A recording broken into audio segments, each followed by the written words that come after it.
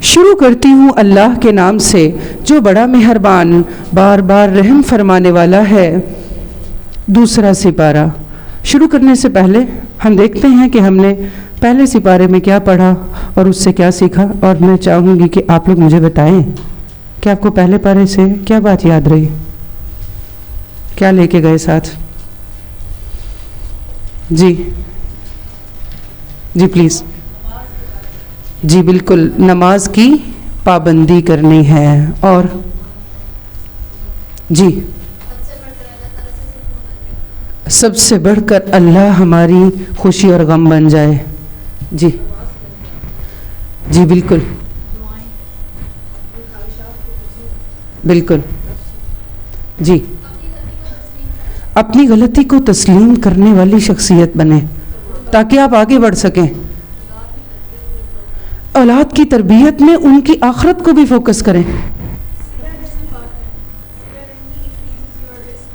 یس، صلہ رحمی increases your رزق اینڈ ایج، اور ہم سب کو یہ بڑی خواہش ہوتی ہے کہ ہم جیتے رہیں۔ جی پلیز۔ قرآن کو غور و فکر اور تدبر سے پڑھیں اور پڑھ کر اس کو سمجھ کر اس پر عمل۔ بالکل، قرآن کو سمجھ کے پڑھنا اور نہ پڑھنا برابر نہیں ہے۔ اور دیکھیے، جب انسان اللہ رسول کی نافرمانی کرتا ہے تو اللہ تعالیٰ اس کو بعض اوقات ایسے فتنے میں مبتلا کر دیتا ہے جس سے وہ کسی ایسی چیز کی محبت میں مبتلا ہو جاتا ہے جو اس کے لیے وبال جان بن جاتی ہے۔ الارمنگ ہے۔ پھر یہ کہ خیر سے ہمیشہ خیر نکلتی ہے۔ بالکل۔ ایک دعا ہمیں کثرت سے مانگنی چاہیے کہ اللہ تو ہمارے اعمال کو اخلاص اور قبولیت سے نواز۔ کرنے کو تو ہم کر لیتے ہیں۔ چلے مجھے بتائیے، قرآن پڑھتے وقت ہماری نیت کیا ہونی چاہیے؟ One by one, short sentences میں ایک بات۔ خالص نیت، اللہ کی رضا کی نیت، اور کس لیے قرآن کھولیں گے؟ اس کو پڑھ کر اپنے عمل کی اصلاح کریں گے ہم، اور بالکل اپنے آپ کو بھی سمجھیں۔ فیہ ذکرکم، اللہ سبحانہ و تعالیٰ کہتے ہیں اس میں آپ کا ذکر ہے۔ اور قرآن کس لیے کھولیں گے ہم یہاں کے؟ اپنے اخلاص کو بڑھانے کے لیے، اور بالکل۔ اچھا، بعض اوقات جب کوئی ایسے آیت میں حکم آ رہا ہوتا ہے نا، مثلاً سچ بولو، مثلاً عاجز رہو، تو فوراً سے کسی اور کا چہرہ آنکھوں میں آ جاتا ہے۔ ہاں واقعی دیکھا، بڑی اکڑ ہے اس کے اندر، آج میں جا کے اس کو بتاؤں گی۔ تو جب کوئی آیت ہم سنیں، سب سے پہلے اپنے آگے شیشہ رکھیں، میرے لیے۔ کس کے لیے؟ میرے لیے ہے۔ میرے پہلے اپنی اصلاح، پھر دوسروں کی اصلاح۔ جیسے دعا کا ادب کیا ہے کہ پہلے اپنے لیے مانگے اور پھر دوسرے کے لیے مانگے۔ پھر قرآن کو کھولیں دل کو آباد کرنے کی نیت سے، کیونکہ یہ بارش کی طرح ہے نا، دلوں کے اطمینان کے لیے۔ الذین آمنوا وتطمئن قلوبهم بذکر اللہ، الا بذکر اللہ تطمئن القلوب۔ لوگوں کے دلوں کے لیے شفا ہے، اپنے دل کو شفا دینے کے لیے، ہدایت کے لیے، ایمان میں اضافے کے لیے۔ اذا ذکر اللہ وجلت قلوبهم واذا تلیت علیہم زادتهم ایمانا۔ تو ایمان کو زیادہ کرنے کے لیے، عبادت کی غرض سے، زندگی کو صراط مستقیم پہ لانے کے لیے، جہنم سے بچنے کے لیے۔ رسول اللہ صلی اللہ علیہ وسلم نے فرمایا، اگر قرآن کو کسی چمڑے میں لپیٹ کر آگ میں ڈال دیا جائے تو آگ اسے نہیں کھائے گی۔ گویا جس دل میں قرآن محفوظ ہو اس کو آگ کیسے کھائے گی؟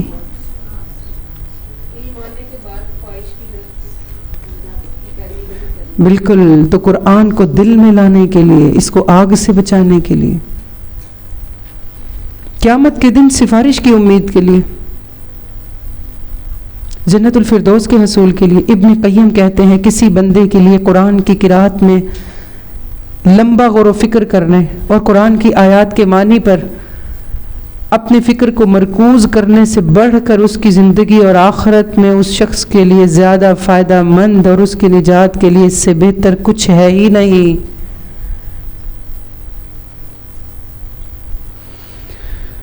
تو سورۃ البقرہ میں اللہ سبحانہ وتعالیٰ فرماتے ہیں، دوسرا سپارہ آیت نمبر 142، سَيَقُولُ السُّفَهَاءُ مِنَ النَّاسِ مَا وَلَّاهُمْ عَنْ قِبْلَتِهِمُ الَّتِي كَانُوا عَلَيْهَا، نادان لوگ ضرور کہیں گے انہیں کیا ہوا، پہلے یہ جس قبلے کی طرف رخ کر کے نماز پڑھتے تھے اس سے یکایک پھر گئے۔ اے نبی صلی اللہ علیہ وسلم ان سے کہو مشرق اور مغرب سب اللہ کے ہیں، اللہ جسے چاہتا ہے سیدھی راہ دکھا دیتا ہے۔ تو عبادت میں اصل چیز ظاہری باطنی اقوال افعال میں اللہ کی اطاعت اصل چیز ہے۔ مشرق و مغرب کی طرف منہ کر کے پڑھنا اصل بات نہیں، اصل چیز ہے اللہ کی فرما برداری، وہ جس طرف کہے اس کی طرف منہ کر کے پڑھنا، تو جو وہ حکم دے اس حکم کی طرف اپنا رخ کر لینا۔ اور سیقول السفہاء من الناس، بے وقوف لوگ کہیں گے، تو بے وقوف کون ہے؟ جو اللہ کے دین پر اعتراض کرے، جو اللہ کی آیات پر اعتراض کرے، جو اللہ کے فیصلوں پر اعتراض کرے، اس کو اس آیت میں کیا کہا گیا؟ سفہاء، بے وقوف۔ تو سیکھنے کی بات کیا ہے؟ جب لوگ اللہ تعالیٰ کے فیصلوں پر اعتراض کرتے ہیں تو عین ممکن ہے صحیح بات کرنے کے باوجود بھی لوگ آپ پر اعتراض کریں، آپ کا مذاق اڑایا جائے، آپ کو مجنون کہا جائے، آپ کو بیکورڈ کہا جائے۔ ہو سکتا ہے آپ صحیح بات کر رہے ہو، صحیح کام کر رہے ہو، صحیح طریقے پر ہو، لیکن لوگ آپ کو کیا کہیں کہ آپ ٹھیک نہیں ہیں۔ ایسے لوگوں کی پرواہ نہ کیجئے، بلکہ یہ دیکھیے کہ جو طرز عمل آپ نے اختیار کیا ہے وہ درست ہے، اللہ کے حکم اور پسند کے مطابق ہے۔ اگر ایسا ہے تو پھر کوئی پرواہ نہیں، کیونکہ اللہ کے حکم اور نبی صلی اللہ علیہ وسلم کی احادیث پر اعتراض کرنے والا اس آیت کی روح سے ناسمجھ ہے۔ لوگ مختلف تبصرے کرتے رہتے ہیں نا آپ پر، مثلا اگر آپ کی شادی ہو گئی اور بچے نہیں ہوئے تو پوچھتے رہیں گے بچے کیوں نہیں ہیں، جاب نہیں ہے تو پوچھتے رہیں گے جاب کیوں نہیں ہے، کوئی فوت ہو گیا تو بیماری پہ تبصرے کرنے شروع کر دیں، کس بیماری سے مرا، ایسے مرا، فلاں، ڈاکٹر کو دکھاتے، یہ کرتے۔ تو آپ اگر اپنی زندگی پر سیٹسفائیڈ ہیں، کوئی غلط کام نہیں کر رہے ہیں، تو کوئی ٹینشن لینے کی ضرورت نہیں۔ انسان کی کامیابی کیا ہے کہ وہ صحیح طرز عمل اختیار کرے اور اس پر جم جائے، اور دیکھے کہ کیا یہ اللہ کی رضا کا عمل ہے، اور اس کے بعد اگر کوئی راضی نہیں ہے تو اس کی فکر نہ کرے، کیونکہ جو اعتراض کرتے ہیں وہ بے وقوف ہیں، تو جو مان لیتے ہیں وہ کیا ہیں؟ پھر سمجھدار ہیں۔ جو اللہ کے احکام کو مان کے چلتا ہے پھر وہ کیا ہے؟ سمجھدار ہے۔ قل للہ المشرق والمغرب، ان سے کہو مشرق اور مغرب سب اللہ کے ہیں، اللہ جسے چاہتا ہے سیدھی راہ دکھا دیتا ہے۔ اسی طرح تو ہم نے تم مسلمانوں کو ایک امت وسط بنایا، امت وسط، تاکہ تم دنیا کے لوگوں پر گواہ ہو۔ وسط کے جتنے بھی عربی میں معنی ہیں ان میں ایک معنی ہے بہتر، یعنی جو مسلمان امت کے پاس ہے نا وہ سب سے بہتر ہے۔ پھر یہ بھی کہ قیامت کے دن امت وسط جو ہے امت محمد صلی اللہ علیہ وسلم کی گواہی ہوگی باقی امتوں پر۔ پھر یہ بھی کہ آپ دیکھیں انسان کے حالات ایک جیسے نہیں رہتے، قبلہ بھی بدل گیا تھا، اور اس میں آزمائش تھی مومنین کی کہ وہ اب نئے قبلے کی طرف عبادت کرتے ہوئے شرع صدر سے اس کو فالو کرتے ہیں کہ نہیں۔ تو انسان کی زندگی میں دین یا دنیا کے معاملات میں چینجنگز آتی رہتی ہیں، ان کو ایکسیپٹ کرنا چاہیے اور آگے بڑھ جانا چاہیے، اور حالات کی تبدیلی کو ایک آزمائش یا امتحان سمجھنا چاہیے اور اس کو اللہ کے قرب کے لیے استعمال کرنا چاہیے۔ کبھی خوشحالی ہے، کبھی بدحالی ہے، کبھی صحت ہے، کبھی بیماری ہے، کبھی فراغت ہے، کبھی آپ بہت مصروف ہیں، کبھی آپ کو لگتا ہے کہ زندگی بڑی اچھی چل رہی ہے، کبھی آپ کو لگتا ہے کہ بالکل ہی فارغ ہے، کوئی فائدہ نہیں ہے اس کا۔ ہر حال میں یاد رکھیے کہ یہ امتحان ہے، یہ دارالعمل ہے، یہ دارالجزا نہیں ہے۔ سورہ ملک میں اللہ سبحانہ وتعالیٰ فرماتے ہیں نا، الذی خلق الموت والحیات لیبلوکم ایکم احسن عملا، اللہ نے زندگی اور موت کو بنایا ہی اس لیے ہے کہ وہ دیکھے کہ تم میں سے اچھے عمل کون کرتا ہے۔ یہاں پرفیکشن دینے کے لیے اللہ نے زندگی نہیں بنائی ہے، صرف یہ دیکھنے کے لیے کہ جو بھی حالات جو صبح شام تم پر آتے ہیں تو پھر تم اس میں اللہ کی چوائس کو کتنا آگے رکھتے ہو، آسن عمل کتنا کرتے ہو۔ آسن، حسن والا، محسن، احسان، جس کو ہم ڈسکس کر رہے تھے، ایک ہی روٹ ورڈ سے ہیں۔ احسن، خوبصورت عمل، اچھا عمل، پاکیزہ عمل، مخلص نیت والا عمل، ٹھیک ڈائریکشن والا عمل، ایسا عمل جس کی نیت اور طریقہ دونوں اللہ کے پسند کے ہیں۔ تو جس نے موت اور زندگی کو پیدا کیا ہے وہ اس لیے کیا ہے کہ تمہیں آزمائے، تو پھر موت اور زندگی کے جو بھی حالات ہیں وہ بھی آزمائش ہی ہیں، ان کو درد سر اتنا نہ بنا لیں، اتنی بھی ٹینشن نہ لیں، کچھ بھی ایک جیسا نہیں رہتا، سب گزر جاتا ہے. بس یہ دیکھیے کہ اللہ کی پسند اور اس کے قرب کے کتنے نزدیک ہیں. حالات جیسے بھی ہیں، آسان عمل کون کرتا ہے؟ آسان عمل کی 2 بڑی شرائط ہیں، ایک ہے اخلاص اور دوسرا ہے رسول اللہ صلی اللہ علیہ وسلم کی پیروی، صحیح طریقہ. یہ بہت بڑا امتحان تھا. نماز کے دوران حکم آ گیا تھا کہ قبلہ بدل گیا ہے، اور سب صحابہ کرام بغیر کسی اعتراض کے اس کی طرف سے رخ پھیر گئے. اور بات اگر اس پہ کسی نے کی تو وہ کون لوگ تھے؟ جو نہ سمجھ تھے، جو بیوقوف تھے. تو اصل عبادت کی روح یہ ہے کہ جب کہا جائے بدل جاؤ تو بدل جاؤ، جب کہا جائے کہ تبدیل ہو جاؤ تو تبدیل ہو جاؤ. یہاں دیکھیے کہ اللہ سبحانہ و تعالیٰ نے ایمان کا لفظ کس کے لیے بولا ہے؟ وَمَا جَعَلْنَا الْقِبْلَةَ الَّتِي كُنْتَ عَلَيْهَا، اور پھر إِلَّا لِنَعْلَمَ مَن يَتَّبِعُ الرَّسُولَ مِمَّن يَنقَلِبُ عَلَىٰ عَقِبَيْهِ. پہلے تم جس طرف رخ کرتے تھے اس کو تو ہم نے صرف یہ دیکھنے کے لیے قبلہ مقرر کیا تھا کہ کون رسول کی پیروی کرتا ہے اور کون الٹا پھر جاتا ہے. یہ معاملہ بڑا سخت تھا، مگر ان لوگوں کے لیے کچھ بھی سخت ثابت نہ ہوا جو اللہ کی ہدایت یہ فیض یاب تھے. اللہ تمہارے اس ایمان کو ہرگز ضائع نہ کرے گا. تو ایمان سے مراد نماز ہے. قبلہ پھر گیا ہے، تم نے بھی اپنا رخ بدل لیا، تو یہ تمہاری نماز ضائع نہیں گئی، بلکہ یہ تو اطاعت اور فرما برداری کی بہترین مثال بن گئی ہے، اور اللہ اس کو بہترین طریقے پر قبول کریں گے. اور پھر ان اللہ بالناس لرؤوف الرحیم. یہ جو لرؤوف ہے نا، رؤوف اس کا روٹ ورڈ ہے را حمزہ فا، رئفت سے ہے. رئفت کہتے ہیں رحمت کے سب سے آخری حصے کو، سب سے پرائم، سب سے ایکسٹریم پارٹ، یعنی وہ مرحلہ جو رحمت کے بعد آتا ہے. جب رحمت شدت پکڑ لیتی ہے نا تو رئفت بن جاتی ہے. ٹھیک ہے، سمجھے؟ تو اللہ اپنے بندوں پر سب سے زیادہ، یہاں تک کہ ماں سے بھی بڑھ کر شدت سے رحم کرنے والا ہے. دنیا میں رحمت کرتا ہے، آخرت میں رحم کرتا ہے، بندوں کے لیے ہدایت کی راہیں کھولتا ہے، ان کو توبہ کی توفیق دیتا ہے، پھر توبہ قبول کرتا ہے، پھر اس پہ خوش ہو جاتا ہے، پھر اس پہ اجر دیتا ہے. سبحان اللہ، مہربان ہے.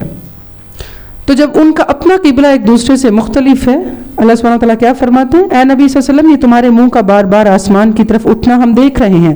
لو ہم اسی قبلے کی طرف تمہیں پھیرے دیتے ہیں جسے تم پسند کرتے ہو. مسجد حرام کی طرف رخ پھیر دو، اب جہاں کہیں بھی تم ہو اسی کی طرف منہ کر کے نماز پڑھا کرو. یہ لوگ جنہیں کتاب دی گئی تھی خوب جانتے ہیں کہ تحویل قبلہ کا یہ حکم ان کے رب ہی کی طرف سے ہے. وَمَا اللَّهُ بِغَافِلٍ عَمَّا يَعْمَلُونَ، اور یہ برحق ہے، مگر اس کے باوجود جو کچھ یہ کر رہے ہیں اللہ اس سے غافل نہیں. تم ان اہل کتاب کے پاس خواہ کوئی نشانی لے آؤ، ممکن نہیں ہے تمہارے قبلے کی پیروی کرنے لگیں، اور نہ تمہارے لیے یہ ممکن ہے کہ تم ان کے قبلے کی پیروی کرنے لگو. ان میں سے کوئی گروہ بھی دوسرے کے قبلے کی پیروی کرنے کو تیار نہیں، اور اگر تم نے اس علم کے بعد جو تمہارے پاس آ چکا ہے ان کی خواہشات کی پیروی کی تو یقیناً تمہارا شمار ظالموں میں سے ہوگا. تو علم آنے کے بعد خواہشات کی پیروی کرنا ظالم بننے کے برابر ہے، ظلم ہے. جن لوگوں کو ہم نے کتاب دی ہے اور اس مقام کو جسے قبلہ بنایا گیا ہے ایسا پہچانتے ہیں جیسے اپنی اولاد کو پہچانتے ہیں، مگر ان میں سے ایک گروہ جانتے بوجھتے حق کو چھپا رہا ہے. اللہ سبحانہ وتعالیٰ کی شکایت کیا ہے؟ بہت بڑا ظلم ہے. علم پتہ چل گیا پھر بھی حق کو چھپا رہے ہیں، سیدھی بات نہیں کر رہے. رسول اللہ صلی اللہ علیہ وسلم کی ایک حدیث ہے، جس شخص سے علم کی کوئی بات پوچھی جائے وہ اسے چھپا دے تو قیامت کے دن اس کے منہ میں آگ کی ایک لگام ڈال دی جائے گی. یہ قطعی ایک امر حق ہے، تمہارے رب کی طرف سے ہے، لہٰذا اس کے متعلق تم ہرگز کسی شک میں نہ پڑو. ہر ایک کے لیے ایک رخ ہے. وَلِكُلٍّ وِجْهَةٌ هُوَ مُوَلِّيهَا، جس کی طرف وہ مڑتا ہے بس تم بھلائیوں کی طرف سبقت کرو. جہاں بھی تم ہوگے اللہ تمہیں پالے گا، اس کی قدرت سے کوئی چیز باہر نہیں. ہر شخص کا ایک سینٹر آف اٹریکشن ہے، زندگی کا مرکز ہے، ایک ایسا اس کا محور ہے جس کے گرد اس کی ساری تھکاوٹیں، محنتیں، اس کی ساری ایکٹیویٹیز، اس کی کاروائیاں اس کے گرد گھومتی ہیں. مجھے بھی سوچنا چاہیے میری زندگی کا محور کیا ہے، میری زندگی کا فوکس کیا ہے. میں ریلیکس کرنے لگتی ہوں تو کس کی طرف جاتی ہوں، کس کا نام ذہن میں آتا ہے؟ جب فارغ ہوتی ہوں تو کون میری سوچ میں آتا ہے؟ جب میں تھکاوٹ دور کرنا چاہتی ہوں تو کیا کرنا چاہتی ہوں؟ کس سے بات کرنے کو دل کرتا ہے؟ کس کی طرف رجوع کرتی ہوں؟ فون کی طرف، اسکرین کی طرف؟ سیر کے لیے باہر نکل جاتے ہیں، بیٹھے بیٹھے دنیا کی سیریں کرتے ہیں اسکرین کے اوپر دیکھ کے، یا ہر ایک کا اپنا فوکس ہو سکتا ہے؟ ہمیں اپنا جائزہ لینا چاہیے. میری زندگی کی وہ کون سی چیز ہے جو مجھے راحت بخشتی ہے؟ وہ کون سی چیز ہے جو مجھے سکون دیتی ہے؟ کیا وہ اللہ کا کلام ہے؟ کیا وہ ذکر کی محفل ہے، مجلس ہے؟ کیا کوئی وہ نیک صالح صحبت ہے جس کی طرف ہم دوڑتے ہیں؟ تو ایک مومن کو جو اللہ کی رضا کے مطابق کام کرنا چاہتا ہے یا اپنی زندگی گزارنا چاہتا ہے، وہ کیا کرتا ہے؟ صالح صحبت کی طرف دوڑتا ہے اور نیکی کے کاموں کا شوق رکھتا ہے. فاستبقوا، سباق کہتے ہیں عربی میں دوڑ لگانے کو. سباق، نیکیوں کی طرف دوڑو. دیکھیں کچھ لوگوں کے لیے مال، اولاد، بزنس، ان کی جاب بہت اہم ہوتی ہے. ہمیں بھی دیکھنا چاہیے کہ میری جان، مال، میری ایکٹیویٹیز، میرا وقت، میری صحت کس چیز پہ لگ رہا ہے، میرا جو جذبہ ہے وہ کس چیز کی طرف گھوم رہا ہے. تو نیکی کی طرف دوڑ لگانا میری زندگی کا مقصد ہو. اور پھر وَمِنْ حَيْثُ خَرَجْتَ، چلو آج کا پھر کی ورڈ رکھ لیں فَاسْتَبِقُوا الْخَيْرَاتِ. نیکی کی طرف دوڑ لگانا، لکھ کے شیشے پہ لگا دیں گھر میں. چھوٹی چھوٹی نیکیاں، گزرتے ہوئے راستے میں جوتا پڑا ہے وہ ہٹا لیں، ٹیشو گرا ہوا ہے وہ ہٹا لیں، نیکی کی طرف دھیان رکھیں صدقے کی نیت سے. اینما تکونوا یأتی بکم اللہ جمیعا، جہاں بھی تم ہوگے اللہ تمہیں پا لے گا. اس کی قدرت سے کوئی چیز باہر نہیں. تمہارا گزر جس مقام سے بھی ہو وہیں سے اپنا رخ نماز کے وقت مسجد حرام کی طرف پھیر دو، کیونکہ یہ تمہارے رب کا بالکل برحق فیصلہ ہے اور اللہ تم لوگوں کے اعمال سے بے خبر نہیں ہے. علماء کا اتفاق ہے کہ فرض نماز کے لیے قبلے کی طرف منہ کرنا لازم ہے، اس کے بغیر نماز نہیں ہوتی. اور پھر یہ کہ جو اللہ سے ڈرے گا وہ اللہ کی طرف راغب ہوگا، جو اللہ کی طرف راغب ہوگا وہ اس کے احکامات کی پیروی کرے گا اور پھر اللہ اس پر اپنی نعمت کو تمام کر دے گا، اس کو اپنی طرف آنے کا راستہ دکھا دے گا. وَمِنْ حَيْثُ خَرَجْتَ فَوَلِّ وَجْهَكَ شَطْرَ الْمَسْجِدِ الْحَرَامِ، اور جہاں سے بھی تمہارا گزر ہو اپنا رخ مسجد حرام ہی کی طرف پھیرا کرو. جہاں بھی تم ہو اس کی طرف منہ کر کے نماز پڑھو تاکہ لوگوں کو تمہارے خلاف کوئی حجت نہ ملے. ہاں ان میں سے جو ظالم ہیں ان کی زبان کسی حال میں بند نہ ہوگی. تم ان سے نہ ڈرو، مجھ سے ڈرو، اس لیے کہ تم پر میں اپنی نعمت کو پورا کر دوں، اس توقع پر کہ میرے اس حکم کی پیروی سے تم اسی طرح فلاح کا راستہ پاؤ گے جس طرح تمہیں اس چیز سے فلاح نصیب ہوئی. ہم نے تمہارے درمیان خود تم میں سے ایک رسول بھیجا جو تمہیں ہماری آیات سناتا ہے، تمہاری زندگیوں کو سنوارتا ہے اور تمہیں کتاب اور حکمت کی تعلیم دیتا ہے، تمہیں وہ باتیں سکھاتا ہے جو تم جانتے نہیں تھے. یہ سب کچھ خشیت کے ساتھ فائدہ دیتا ہے. یعنی یہ سارے عمل تب انسان ان پر استقامت اختیار کر سکتا ہے جب اس کے اندر خشیت ہو. وَلَا فَلَا تَخْشَوْهُمْ وَاخْشَوْنِي، تو اللہ کی خشیت علم والوں کا شعار ہوتی ہے. اللہ کی خشیت انبیاء کی صفت بھی ہے. الَّذِينَ يُبَلِّغُونَ رِسَالَاتَ اللَّهِ وَيَخْشَوْنَهُ وَلَا يَخْشَوْنَ أَحَدًا إِلَّا اللَّهِ. اللہ سبحانہ وتعالیٰ فرماتے ہیں یہ سب ایسے تھے کہ اللہ کے احکام پہنچایا کرتے تھے اور اللہ ہی سے ڈرتے تھے اور اللہ کے سوا کسی سے نہیں ڈرتے تھے. تو ان کے وارثوں کو بھی ایسے ہی ہونا چاہیے، اللہ سے ڈریں اور اس کے علاوہ کسی سے نہ ڈریں. یہ فرشتوں کی صفت بھی ہے خشیت. سورہ انبیاء میں اللہ سبحانہ وتعالیٰ فرماتے ہیں وَهُم مِّن خَشْيَتِهِ مُشْفِقُونَ، وہ خود ہیبت الہی سے لرزاں ترساں رہتے ہیں. فرشتے اللہ سے ڈرتے ہیں جو کوئی گناہ نہیں کرتے. پھر وہ لوگ جو اپنے رب سے بن دیکھے الَّذِينَ يَخْشَوْنَ رَبَّهُمْ بِالْغَيْبِ، بن دیکھے خوف کھاتے ہیں، قیامت کے تصور سے کانپتے رہتے ہیں. تو ایمان والوں کی یہ صفت ہے، ڈرنے کے بجائے لوگوں سے وہ اللہ سے ڈرتے ہیں، اس کی اطاعت پر رہتے ہیں.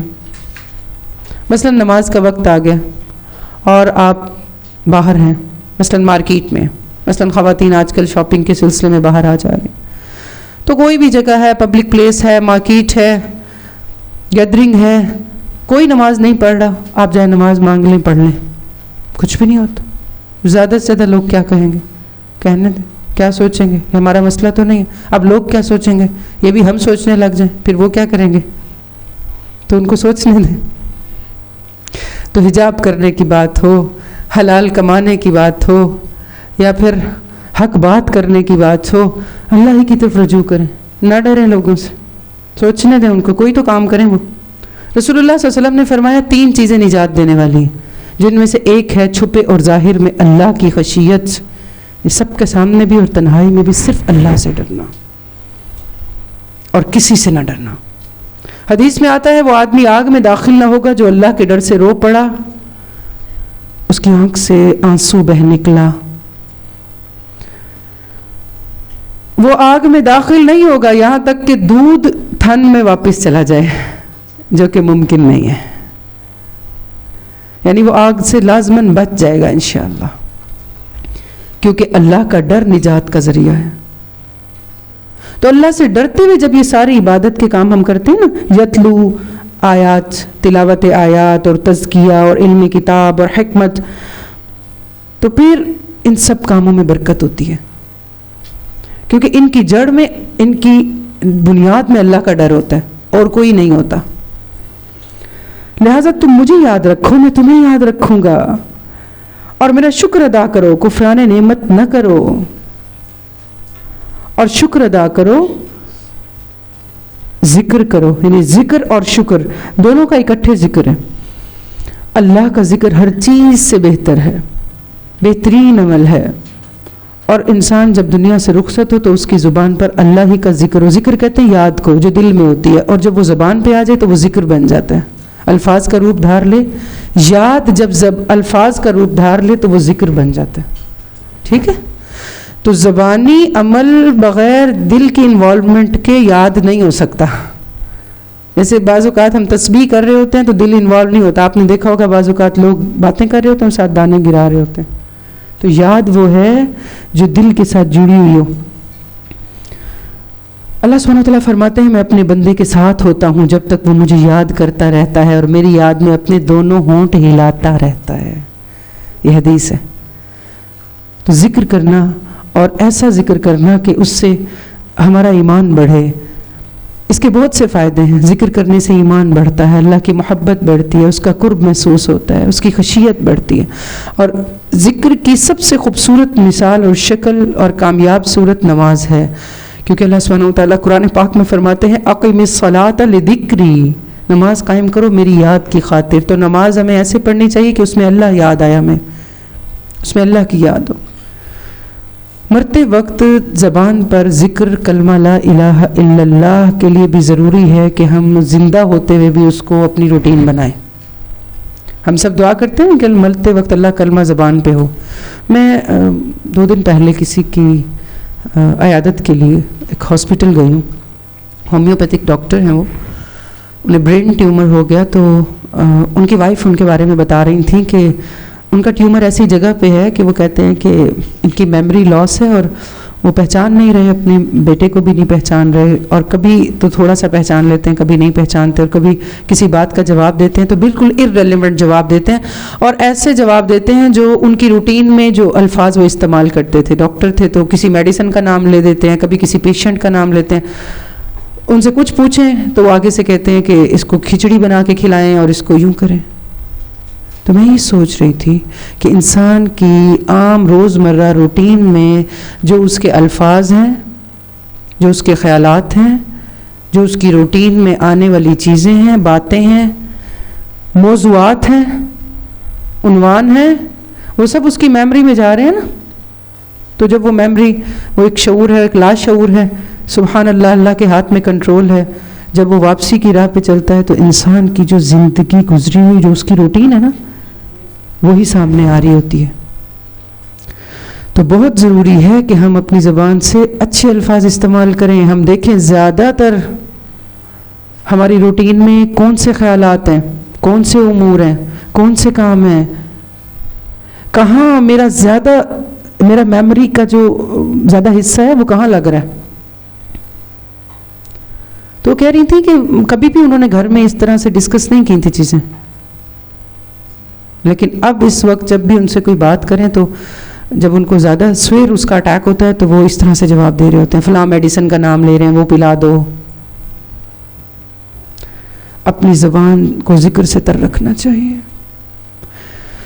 خوشحال ترین خوشبخت انسان وہ ہے جس کی زندگی میں 3 چیزیں شامل ہو جائیں: ذکر، اللہ کی یاد، شکر، اللہ کی نعمتوں پر محبت کا رویہ، بہترین عمل کا رویہ، اور صبر، ناپسندیدہ حالات اور واقعات پر پازیٹیو ریاکشن، رد عمل، مثبت رد عمل. اور ان تمام چیزوں میں مددگار ہے انسان کی نماز.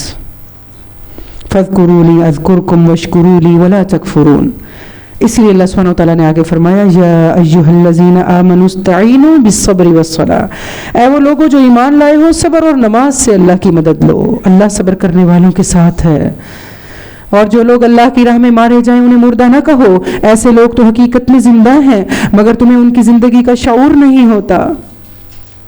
اور صبر میں سب سے زیادہ صبر آپ کو اس نقصان پہ کرنا پڑتا ہے جو ناقابل ازالہ ہے، آپ کا وہ رشتہ جو دنیا سے چلا گیا، جو آپ کو کبھی واپس اس زندگی میں نہیں ملنے والا. اس لیے اس آیت میں شہادت کی بات کی گئی. صبر کرنے کے لیے کیا کرنا ہوگا؟ مثبت سوچ. اس آیت میں اللہ نے اپنے راستے میں آنے والی موت کو زندگی کنسیڈر کیا ہے کہ وہ بل احیاء ولکن لا تشعرون. تو جو اللہ کی راہ میں جان دے دے وہ زندہ ہیں، تم شعور نہیں رکھتے ان کی زندگی کا، وہ مرتے نہیں ہیں. بس ہم اس بات کو نہیں سمجھ سکتے کہ ان کی وہ موت زندگی کیسے ہو سکتی ہے. ایک مومن کی زندگی تو ساری کی ساری ہی صبر ہے، کیونکہ اس کی زندگی میں آزمائشیں یا ایسے ناپسندیدہ حالات آتے ہی رہتے ہیں جو اس کے نفس، جو اس کے دل کو اچھے نہیں لگتے، اور وہ ان پر اپنے رب کی رضا کے مطابق ایسے رد عمل اختیار نہیں کرتا جو اس کے رب کو ناراض کرنے والے ہیں، یا ایسے عمل اختیار کرتا ہے جو اس کے رب کی رضا کے ہیں. تو وہ صبر میں ہی رہتا ہے صبح و شام. اور صاف بتاتے ہیں اللہ سبحانہ وتعالیٰ وَلَنَبْلُوَنَّكُمْ بِشَيْءٍ مِّنَ الْخَوْفِ وَالْجُوعِ وَنَقْصٍ مِّنَ الْأَمْوَالِ وَالْأَنفُسِ وَالثَّمَرَاتِ. ذرا نمبرنگ کیجیے، کس چیز سے انسانوں کو آزمایا جاتا ہے. ہم ضرور تمہیں آزمائیں گے. من الخوف، خوف و خطر سے، والجوع، بھوک سے، فاقہ کشی سے، ونقص من الاموال، مال کے نقصان سے، بزنس لاس سے، والانفس، جان یعنی جان کے نقصان سے، والثمرات، اور پھلوں کے نقصان سے. یہ تو ہوگا، لیکن خوش بختی کیا ہے؟ خوش بخت کون ہوگا؟ وَبَشِّرِ الصَّابِرِينَ، خوش بخت وہ ہے جو صبر کرنے والا ہے. وَبَشِّرِ الصَّابِرِينَ. تو بھوک، خوف، بھوک، جان کی کمی، مال کی کمی، پھلوں کی کمی، یہ ساری آزمائشیں انسان کی آتی ہیں انسان پر، یعنی اللہ سبحانہ وتعالیٰ کی طرف سے آتی ہیں، مگر خوشخبری دے دو ان کو جو صبر کرنے والے. سورہ زمر میں اللہ تعالیٰ فرماتے ہیں انما یوفی الصابرون اجرہم بغیر حساب، صبر کرنے والوں ہی کو ان کا پورا پورا اجر بے شمار دیا جائے گا. اس سے مراد پتہ کیا ہے؟ جیسے ہر نیکی کا کوئی حساب ہے. مثلا آپ درود پڑھتے ہیں تو آپ کو کیا ہوتا ہے؟ درود پڑھنے سے کیا ہوتا ہے؟ شاباش، 10 نیکیاں ملتی ہیں، 10 رحمتیں اترتی ہیں، 10 گناہ معاف کیے جاتے ہیں. صبر کرنا ایک ایسا نیک عمل ہے کہ جس کا کوئی حساب کتاب نہیں اجر کا، کاؤنٹنگ نہیں ہے، کاؤنٹ لیس ہے. کیونکہ کوئی نہیں جانتا کہ کس دل کی گہرائی کی تکلیف کو سہ کر کسی نے نیگیٹو ریئیکشن سے خود کو روکا ہے، یا جما کے رکھا ہے خود کو صحیح پر. وہ بس وہ دل بنانے والا ہی ناپ سکتا ہے اس کی گہرائی کو، فرشتے بھی نہیں جانتے. اس لیے اس کا اجر اللہ تعالیٰ نے بے حساب رکھا ہے، اپنے حساب سے رکھا ہے، خود دے گا. تو صبر کوئی چھوٹا عمل نہیں ہے. تو قرآن کا دل میں اترنا انسان کو باصبر بنا دے. تحمل مزاجی لے آئے. تو جو اس قرآن کے اس رزق کو پا لیتا ہے وہ زندگی کے بڑے بڑے مقامات اور تکالیف اور روگ اور دکھ جن پر اور لوگ جو اس نعمت سے بہرہور نہیں ہیں ڈپریشن کی اتنی سویر کنڈیشنز میں جا سکتے ہیں، تو یہ تسلی سے اس سے گزر جاتا ہے، کیونکہ وہ جانتا ہے کہ اس نے اپنے رب کی خاطر بے حساب اجر کا سودا کیا ہے. وَبَشِّرِ الصَّابِرِينَ. اس کا طریقہ کیسے آتا ہے اتنا صبر؟ الَّذِينَ إِذَا أَصَابَتْهُمْ مُصِيبَةٌ. اور جب کوئی مصیبت پڑے تو کہیں کہ ہم اللہ ہی کے ہیں، اللہ ہی کی طرف ہمیں پلٹ کر جانا ہے. لاس ہو جاتا ہے نا کوئی تو اس پہ صبر کرنا پڑتا ہے. یہ اللہ کی طرف سے ملا تھا، اللہ نے ہی لے لیا، ہم نے بھی اللہ کے پاس چلے جانا، پرسکون ہو جائیں. ہم سب نے ہی جانا ہے. ہر انسان کی آزمائش ہوتی ہے اور ہم میں سے ہر ایک کسی نہ کسی چیز سے آزمایا جاتا ہے. جیسے موسیٰ خوف کا شکار ہو گئی، اپنے بیٹے کو دریا میں بہا کر اللہ کے حکم کی تعمیل بھی کر لی، لیکن دل میں خوف زدہ بھی ہو گئی. تو موسیٰ علیہ السلام بنی اسرائیل کو لے کر نکلے تو قوم پیچھے فرعونیوں کے آنے سے ڈرنے لگ گئی، وہ ان کے لیے آزمائش بن. تو ہر ایک کی اپنی اپنی آزمائشیں ہیں، لیکن اس کے صبر میں اجر بہت ہے، خوشخبری ہے، اس کے اجر میں خیر کثیر ہے، اس کے اجر میں بے حساب اجر ہے، اس کے اجر میں مغفرت ہے. تو پھر صبر کا اظہار کیسے ہوگا؟ اپنے رویے سے، الفاظ کے چناؤ سے. ٹھیک ہے، ہمیں دیکھنا ہے کہ میں باصبر لگ رہی ہوں، بے صبر ہوں. یہ بھی یاد رکھیے کہ صبر مصیبت کی چوٹ پہ کیا جاتا ہے، بالکل عین اس کی ایکسٹریم پہ. ایک مرتبہ رسول اللہ صلی اللہ علیہ وسلم ایک خاتون کے پاس سے گزرے، وہ ایک قبر کے پاس قبر پر بیٹھی رو رہی تھی، چیخ چلا رہی تھی، بین کر رہی تھی. تو رسول اللہ صلی اللہ علیہ وسلم نے ان کو گزرتے ہوئے فرمایا کہ صبر کرو. تو اس نے آپ کو پہچانا نہیں اور کہنے لگی جاؤ جاؤ اپنا کام کرو، تمہیں کیا پتا، میرا تو جوان بیٹا فوت ہو گیا. رسول اللہ صلی اللہ علیہ وسلم وہاں سے گزر گئے اور بعد میں لوگوں نے اس کو کہا کہ تم نے کیا کیا، یہ اللہ کے نبی صلی اللہ علیہ وسلم تھے اور تمہیں صبر کی تلقین کر رہے تھے، اور تم نے کہنے لگی، پریشان ہوئی، رسول اللہ علیہ وسلم کے پاس آئی اور آ کر کہنے لگی کہ میں معذرت چاہتی ہوں، میں نے پہچانا نہیں یہ وہ. تو رسول اللہ صلی اللہ علیہ وسلم نے بڑی خوبصورت بات کی. آپ نے فرمایا الصبر عند الصدمۃ الاولی. صبر وہ ہے جو صدمے کی چوٹ پہ کیا جائے، یعنی بعد میں تو صبر آ ہی جاتا ہے. آپ نے دیکھا ہوگا میت جب گھر سے چلی جاتی ہے تو جیسے بھی ہوں سب کو صبر آ جاتا ہے. اصل موقع کیا ہے صبر کا؟ آزمائش کا وہ ایکسٹریم ٹائم، صدمے کا وہ چوٹ کا وقت، وہ ٹائم ایسا ہے کہ جس پر اجر سمیٹا جا سکتا ہے. تو اللہ سبحانہ وتعالیٰ ایسے لوگوں کی خوشخبری کی نوید دیتے ہوئے کہتے ہیں کہ ان پر ان کے رب کی طرف سے بڑی عنایات ہوں گی، ان کی رحمت ان پر سایہ کرے گی. ایسے ہی لوگ راست رو ہیں، سیدھے راستے پر ہیں. تو انسان کو کسی بھی مصیبت کی بات یاد آنے پر، مصیبت کی خبر سننے پر سب سے پہلا جملہ بولنا چاہیے انا للہ و انا الیہ راجعون. اور موت کا جو صبر ہے وہ سب سے زیادہ مشکل صبر ہے اور اس پہ اجر بھی بہت ہے. کسی کا چھوٹا بچہ اگر فوت ہو جائے تو اللہ تعالیٰ فرشتوں سے پوچھتے ہیں تم نے میرے بندے کے بیٹے کی روح قبض کر لی؟ وہ کہتے ہیں ہاں. اللہ تعالیٰ فرماتے ہیں اس کے دل کا پھل لے لیا؟ وہ کہتے ہیں ہاں. تو اللہ تعالیٰ پوچھتے ہیں میرے بندے نے کیا کیا؟ فرشتے کہتے ہیں اس نے تیری حمد بیان کی اور کہا انا للہ و انا الیہ راجعون. تو اللہ تعالیٰ فرماتے ہیں سنو، میرے بندے کے لیے جنت میں ایک گھر بنا دو اور اس کا نام رکھو بیت الحمد، حمد کا گھر. تو جس کسی عورت کا چھوٹا بچہ گیا اور اس نے اس پر صبر کیا اور اللہ کی حمد بیان کی اور اس کی رضا میں راضی ہو گئی اور اس نے شکوے کا کوئی کلمہ منہ سے نہیں نکالا، تو گویا اس نے اپنی زندگی میں ہی فرشتوں کے ہاتھوں نیم پلیٹ والا ایک گھر جنت میں بنوا لیا جس کا نام کیا ہے؟ بیت الحمد، اللہ کی تعریف کا گھر، حمد والا گھر. تو صبر کوئی معمولی چیز نہیں ہے.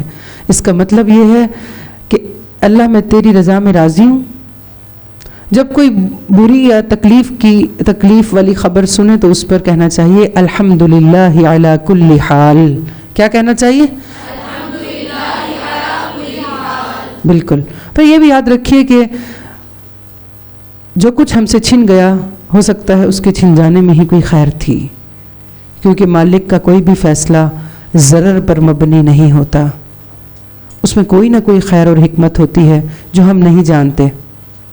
جیسے خضر علیہ السلام نے اس چھوٹے بچے کی جان لے لی تھی، بعد میں اس کی حکمت کیا سامنے آئی تھی کہ وہ بڑے ہو کے اپنے والدین کو بہت ستانے والا تھا، حتیٰ کہ ان کا ایمان خطرے میں ڈالنے والا تھا. تو ہم نہیں جانتے جو چیز ہم سے لی گئی ہے وہ ہمارے لیے کتنی بہتر ہے. تو اللہ سبحانہ وتعالیٰ کیا فرماتے ہیں؟ 3 چیزیں ہیں صبر کرنے والوں کو جو 3 نعمتیں ملتی ہیں. صلوات من ربهم ورحمۃ واولئک هم المہتدون. صلوات من رب اللہ کی رضا، ورحمۃ اللہ کی رحمت، ہم المہتدون اور اللہ کی ہدایت. 3 چیزیں یہ دنیا میں ہی ان کو اجر ملتا ہے اس کا. ان الصفا والمروہ من شعائر اللہ، یقیناً صفا اور مروہ اللہ کی نشانیوں میں سے ہیں، لہٰذا جو شخص بیت اللہ کا حج یا عمرہ کرے اس کے لیے کوئی گناہ کی بات نہیں کہ وہ ان دونوں پہاڑیوں کے درمیان سعی کر لے، اور برضا اور رغبت کوئی بھلائی کا کام کرے گا تو اللہ کو اس کا علم ہے اور وہ اس کی قدر کرنے والا ہے. صبر کی عظیم ترین مثال صفا و مروہ کی وہ سعی جو حضرت حاجرہ نے اللہ کے حکم سے صبر کرتے ہوئے تنہا اس جگہ پر کی تھی. صبر کے ساتھ زندگی گزاری، خوشی خوشی وہ دن کاٹے، نہ شوہر سے کوئی شکوہ کیا نہ رب سے کوئی شکوہ کیا. آج کل جو سنگل مدرز ہیں ان کے لیے بہترین مثال، جو یہ صرف سوچ کے ہلکان ہوتی رہتی ہیں کہ میرے ساتھ ہی یہ کیوں ہوا. ایک نبی کی بیوی کے ساتھ بھی ہوا، لیکن جب اس نے خالص نیت کے ساتھ اپنی زندگی کے اس مرحلے کو اللہ کی رضا سمجھ کے سنبھال لیا اور اس سے گزر گئی تو اللہ سبحانہ وتعالیٰ نے ان کی یاد میں اور ان کے اس عمل کو سب پوری امت میں باقی رکھا. قیامت تک مرد بھی ان کی پیروی میں ان کی سنت پہ عمل کر کے سبحان اللہ حج کا یہ رکن ادا کرتے رہتے ہیں، اور عمرے میں اتنا لازوال بنا دیا اللہ نے ان کی قربانی کو. تو جب بھی کسی پر، خاص طور پر فیمیلز میں سے میں آپ سب سے کہوں گی، ایز اے سنگل پیرنٹ کی کوئی آزمائش آپ پر آئے تو اس قربانی کو یاد رکھیے. حضرت حاجرہ کی کہانی کو دہرائیے کہ انہوں نے اپنے اس مشکل وقت کو کیسے گزارا تھا. ہر وقت روتے رہنا اور مینٹلی سک ہو جانا اور سیلف پٹی کا شکار ہو جانا اور کچھ کام کرنے کے قابل نہ رہنا. دیکھیے سمجھنے کی بات یہ ہے کہ سارا اجر بھی تو ماں کے لیے اس تربیت اور تکلیف کی وجہ سے ہے نا. کتنے درجے زیادہ ہیں ماں کے باپ سے؟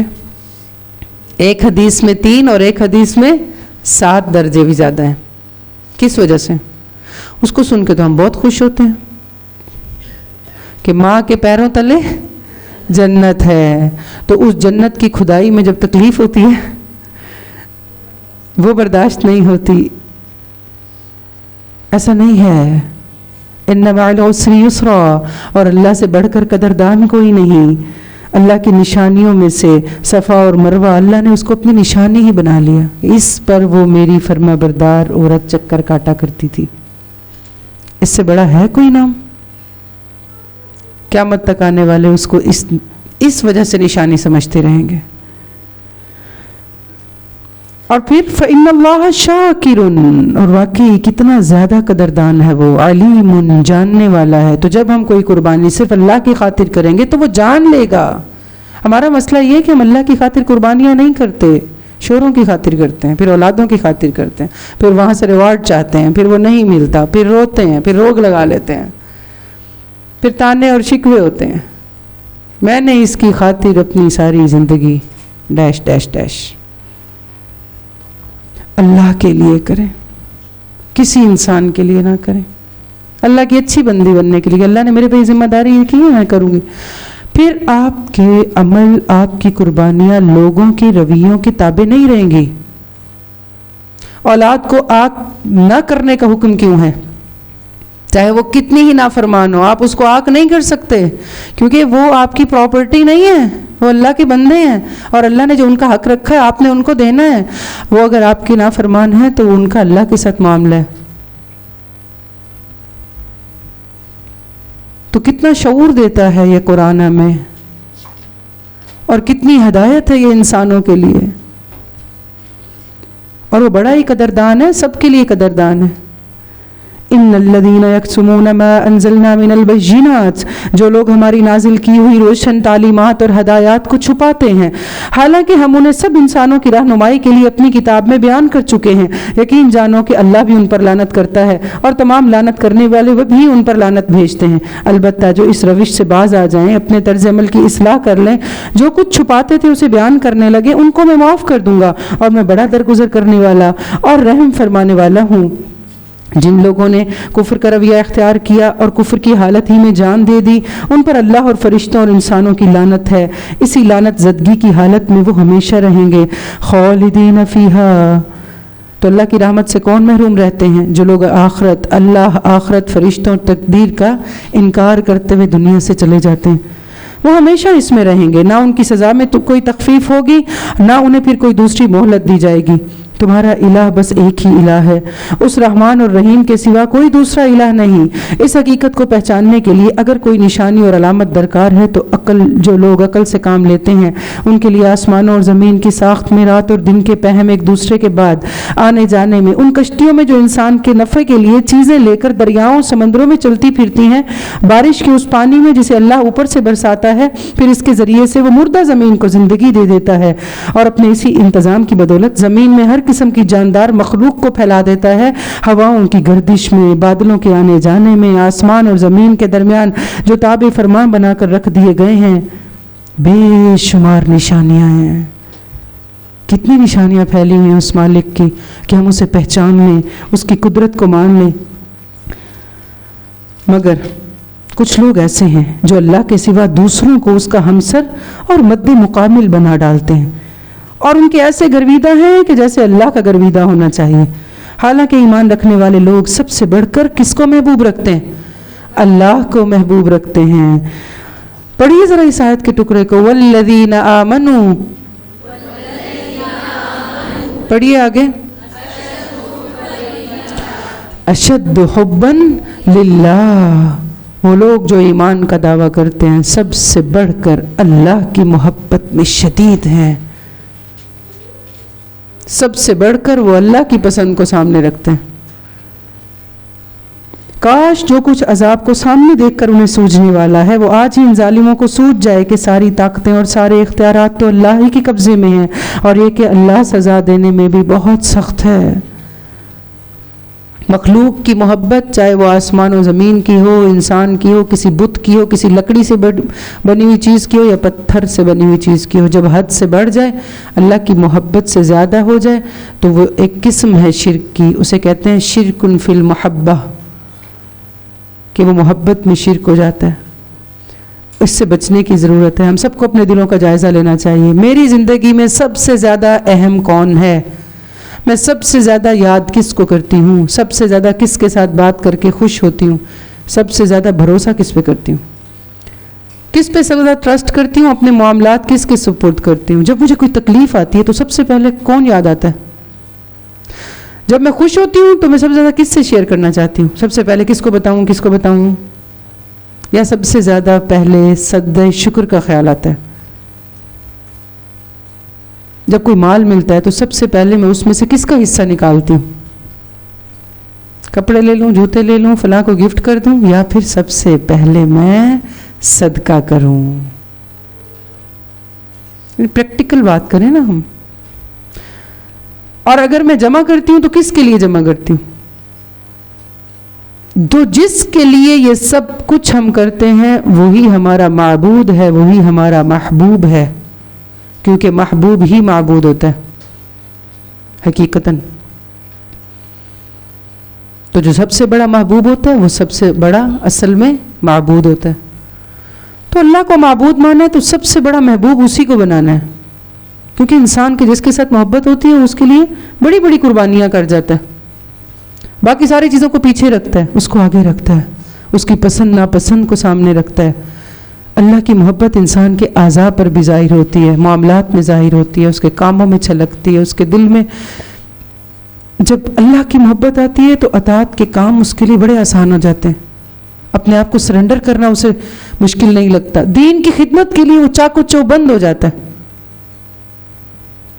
اللہ کی رضا کو حاصل کرنے کا حریص رہتا ہے، ڈرتا ہے ایسے لفظ منہ سے نکالنے، ایسے فیصلے لینے، ایسے کام کرنے کے جس سے اللہ ناراض ہو جائے، اسے اللہ سے باتیں کرنا اور سرگوشیاں کرنا اس سے لذت آتی ہے، اللہ کے فیصلوں پر راضی ہو جاتا ہے، اسے اللہ کی ملاقات کا شوق لگ جاتا ہے، اسے اللہ کے ذکر سے انس حاصل ہوتا ہے، اللہ کے ذکر کے بغیر اسے وحشت ہونے لگتی ہے، وہ بور ہو جاتا ہے، اتنے دن ہو گئے اللہ تعالیٰ سے کوئی بات نہیں کی میں نے تنہائی میں، بہت دن ہو گئے اللہ کے آگے روئی نہیں ہوں، وہ لوگوں سے دور بھاگتا ہے کہ تنہائی کا کوئی موقع ملے اور وہ اپنے رب سے سرگوشیاں کرے، اس کے دل سے اللہ کی محبت جب لگ جاتی ہے تو وہ تنہائی کو پسند کرتا ہے تاکہ اس میں وہ اپنے رب کے ساتھ وقت گزارے، جس سے آپ کو اچھا لگتا ہے، آپ کو کہتا ہے اکیلے میں ملنا ہے، اکیلے میں بات کرنی، اور میں نے بات کرنی کسی اور سے نہیں کرنا چاہتی، میں چاہتی ہوں صرف آپ ہوں،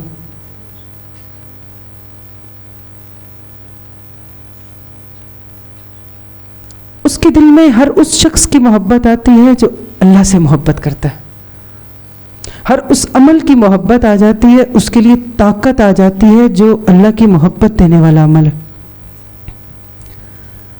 وہ اللہ کو سارے کے سارے غیر اللہ پر ترجیح دیتا ہے، والذین آمنوا اشد حبا للہ ولو یری الذین ظلموا، کاش جو کچھ عذاب کو سامنے دیکھ کر انہیں سوجنے والا ہے وہ آج ہی ان ظالموں کو سوج جائے کہ ساری طاقتیں سارے اختیارات اللہ ہی کے قبضے میں ہیں، اور یہ کہ اللہ سزا دینے میں بہت سخت ہے، جب وہ سزا دے گا اس وقت کیفیت یہ ہوگی کہ وہی پیشوا اور رہنما جن کی دنیا میں پیروی کی گئی تھی اپنے پیروکاروں سے بے تعلقی ظاہر کریں گے مگر سزا پا کر رہیں گے، ان کے سارے اسباب و وسائل کا سلسلہ کٹ جائے گا، اور وہ لوگ جو دنیا میں ان کی پیروی کرتے تھے کہیں گے کاش ہم کو ایک موقع دیا جاتا، جس طرح آج یہ ہم سے بیزاری اختیار کر رہے ہیں، ظاہر کر رہے ہیں، ہم بھی ان سے بیزار ہو جاتے، یعنی بیزار ہو کر دکھاتے، یوں اللہ ان لوگوں کے وہ اعمال جو یہ دنیا میں کر رہے ہیں ان کے سامنے اس طرح لائے گا کہ یہ حسرتوں اور پشیمانیوں کے ساتھ ہاتھ ملتے رہ جائیں گے مگر آگ سے نکلنے کی کوئی راہ نہ پائیں گے، اے لوگو زمین میں جو حلال اور پاک چیزیں انہیں کھاؤ اور شیطان کے بتائے ہوئے راستوں پر نہ چلو کہ وہ تمہارا کھلا دشمن ہے، انما یأمرکم بالسوء، تمہیں بدی اور فحاشی کا حکم دیکھتا ہے، اپنے دشمن کو پہچانیے، وہ آپ سے کیا کروانا چاہتا ہے، سب سے پہلے اللہ سبحانہ وتعالیٰ کیا کہہ رہے ہیں، وہ کیا کروانا چاہتا ہے، بدی اور فحش کا حکم دیتا ہے، اور یہ سکھاتا ہے کہ تم اللہ کے نام پر وہ باتیں کہو جس کے متعلق تمہیں علم ہی نہیں کہ وہ اللہ نے فرمائی بھی ہیں، اور پھر وَإِذَا قِيلَ لَهُمُ اتَّبِعُوا مَا أَنزَلَ اللَّهُ، ان سے جب کہا جاتا ہے کہ اللہ نے جو احکام نازل کیے ہیں ان کی پیروی کرو تو جواب دیتے ہیں کہ ہم تو اسی کی طریقے کی پیروی کریں گے جن پر ہم نے اپنے باپ دادا کو پایا ہے، اچھا اگر ان کے باپ دادا نے عقل سے کچھ بھی کام نہ لیا ہو اور راہ راست نہ پائی ہو پھر بھی یہ انہی کی پیروی کرتے چلے جائیں گے، وَمَثَلُ الَّذِينَ كَفَرُوا كَمَثَلِ الَّذِي يَنْعِقُ بِمَا لَا يَسْمَعُ إِلَّا دُعَاءً وَنِدَاءً، یہ لوگ جنہوں نے اللہ کے بتائے ہوئے طریقے پر چلنے سے انکار کر دیا ہے ان کی حالت بالکل ایسی ہے جیسے چرواہا جانوروں کو پکارتا ہے اور وہ ہانک پکار کی صدا کے سوا کچھ بھی نہیں سنتے، یہ بہرے ہیں، گنگے ہیں، اندھے ہیں، اس لیے کوئی بات ان کی سمجھ میں نہیں آتی، یا ایھا الذین آمنوا کلوا من طیبات ما رزقناکم، اے لوگو جو ایمان لائے ہو اگر تم حقیقت میں اللہ ہی کی بندگی کرنے والے ہو تو جو پاک چیزیں ہم نے تمہیں بخشی ہیں انہیں بے تکلف کھاؤ اور اللہ کا شکر ادا کرو، اس آیت میں دو چیزیں عبادت کا حصہ بن گئی، ایک طیب کھانا اور دوسرا کھا کر شکر کرنا، اللہ کی طرف سے اگر کوئی پابندی تم پر ہے تو وہ یہ ہے کہ مردار نہ کھاؤ، خون سے اور سور کے گوشت سے پرہیز کرو، کوئی ایسی چیز نہ کھاؤ جس پر اللہ کے سوا کسی اور کا نام لیا گیا ہو۔ ہاں جو شخص مجبوری کی حالت میں ہو اور وہ ان میں سے کوئی چیز کھا لے بغیر اس کے کہ وہ قانون شکنی کا ارادہ رکھتا ہو یا ضرورت کی حد سے تجاوز کرے تو اس پر کوئی گناہ نہیں، اللہ بخشنے والا اور رحم فرمانے والا ہے۔ حق یہ ہے کہ جو لوگ ان احکامات کو چھپاتے ہیں جو اللہ نے اپنی کتاب میں نازل کیے ہیں، تھوڑے سے دنیاوی فائدوں پر انہیں بھیٹ چڑھا دیتے ہیں، وہ دراصل اپنے پیٹ آگ سے بھر رہے ہیں۔ قیامت کے روز اللہ ہرگز ان سے بات نہ کرے گا، نہ انہیں پاکیزہ ٹھہرائے گا، اور ان کے لیے دردناک سزا ہے۔ یہ وہ لوگ ہیں جنہوں نے ہدایت کے بدلے ضلالت خریدی، مغفرت کے بدلے عذاب مول لے لیا۔ کیسا عجیب ہے ان کا حوصلہ کہ جہنم کا عذاب برداشت کرنے کے لیے تیار ہے۔ ذالک بأن اللہ نزل الکتاب بالحق، یہ سب کچھ اس وجہ سے ہوا کہ اللہ نے تو ٹھیک ٹھیک حق کے مطابق کتاب نازل کی تھی، مگر جن لوگوں نے کتاب میں اختلافات نکالے وہ اپنے جھگڑوں میں حق سے بہت دور نکل گئے۔ تلاوت۔ ليس البر أن تولوا وجوهكم قبل المشرق والمغرب ولكن البر من آمن بالله واليوم الآخر والملائكة والكتاب والنبيين وآتى المال على حبه ذوي القربى واليتامى والمساكين وابن السبيل والسائلين وفي الرقاب وأقام الصلاة وآتى الزكاة والموفون بعهدهم إذا عاهدوا والصابرين في البأساء والضراء وحين البأس أولئك الذين صدقوا وأولئك هم المتقون۔ ليس البر أن تولوا وجوهكم قبل المشرق والمغرب، نیکی یہ نہیں ہے کہ تم نے اپنے چہرے مشرق کی طرف کر لیے یا مغرب کی طرف کر لیے، بلکہ نیکی تو یہ ہے کہ آدمی اللہ کو، یوم آخر کو، ملائکہ کو، اللہ کی نازل کردہ جو کتب ہیں ان کو اور اس کے پیغمبروں کو دل سے مانے۔ اس آیت کو آیت البر بھی کہا جاتا ہے کیونکہ اس میں نیکی کا ایک جامع تصور ہے۔ تو جو یہ آیت ہے یہ ہمیں سکھاتی ہے کہ کون کون سے ایسے کام ہیں جو نیکی کی لسٹ میں آتے ہیں۔ جو یہ جاننا چاہتا ہے اس لسٹ کو وہ اس آیت کو پڑھ لے۔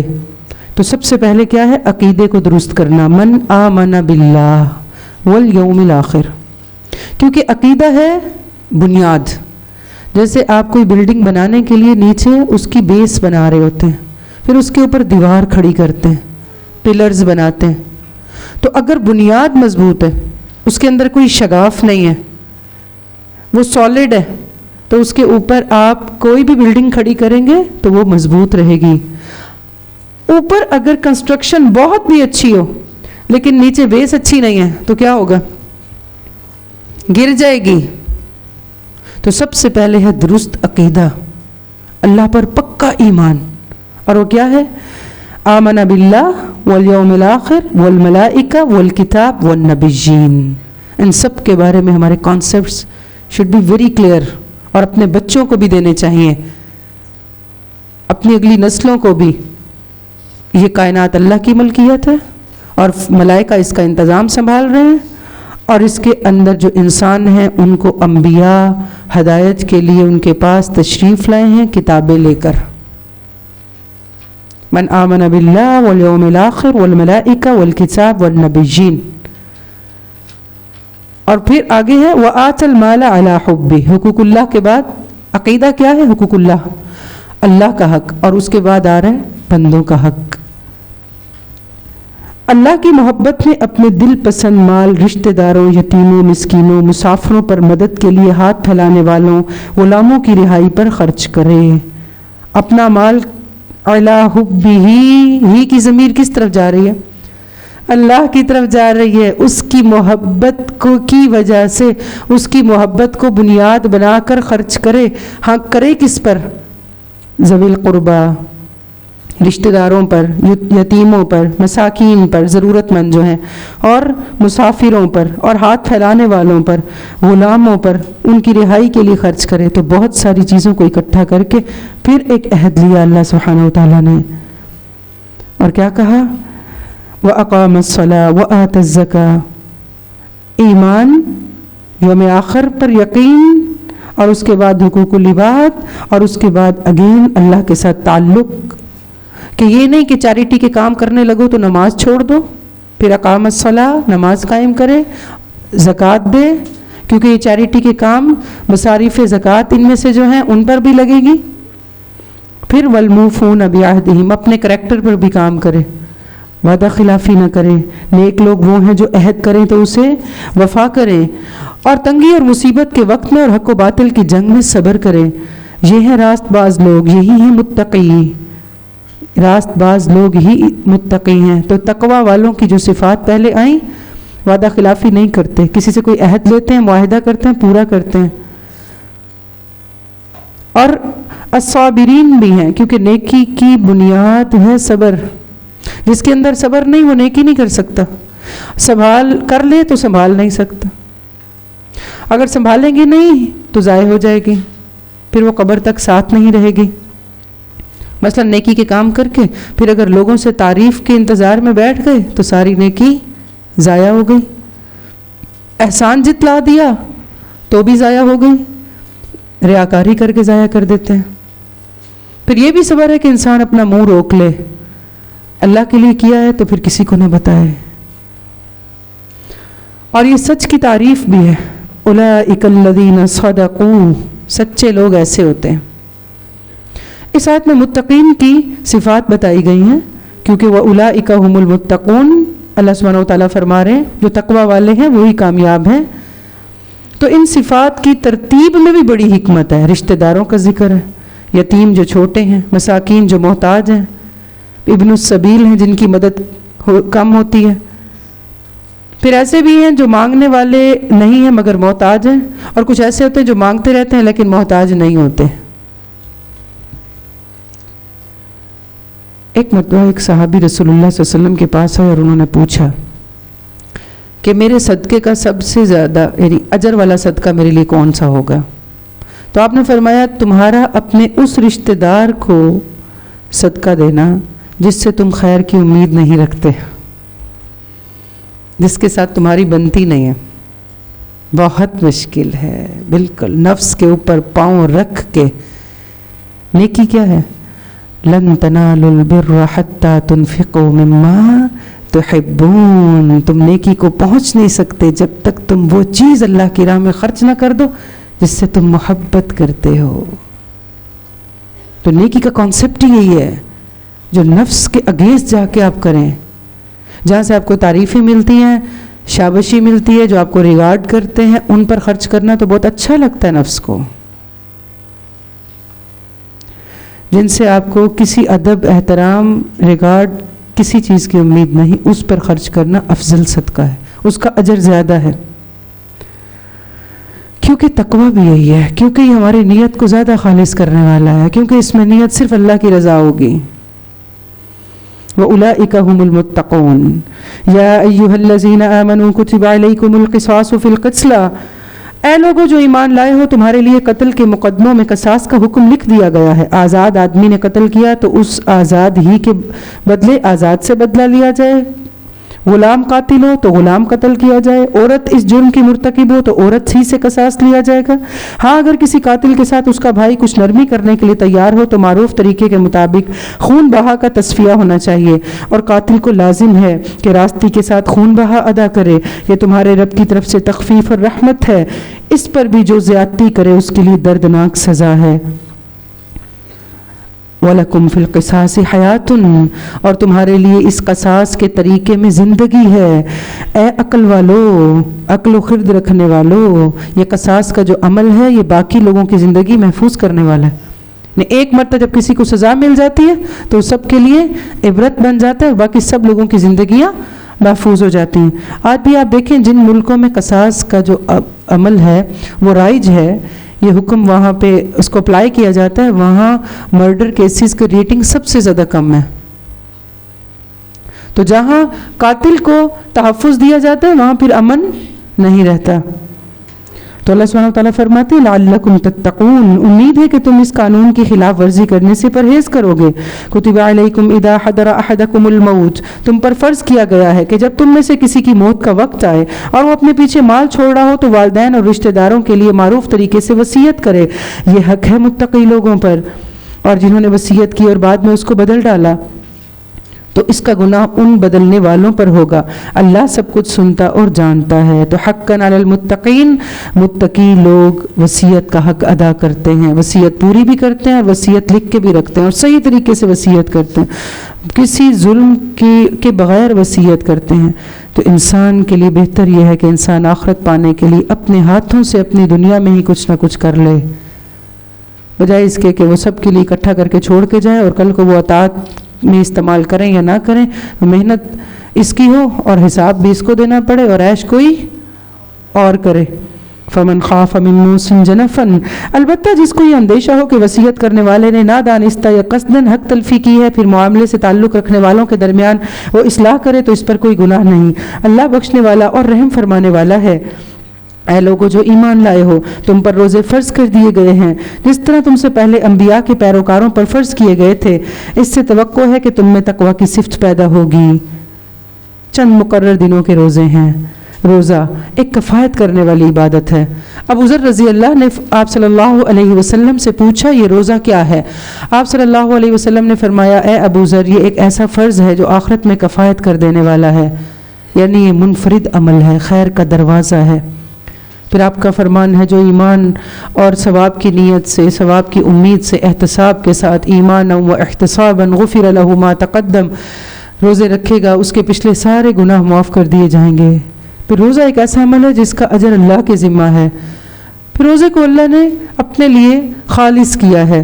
الصوم لی وانا اجزی بی، حدیث ہے کہ روزہ میرے لیے ہے اور میں ہی اس کا اجر دوں گا. روزہ تقویٰ پیدا کرنے میں بھی بہت اہم کردار ادا کرتا ہے. جس میں تقویٰ آ جاتا ہے اس کے سارے کام آسان ہو جاتے ہیں.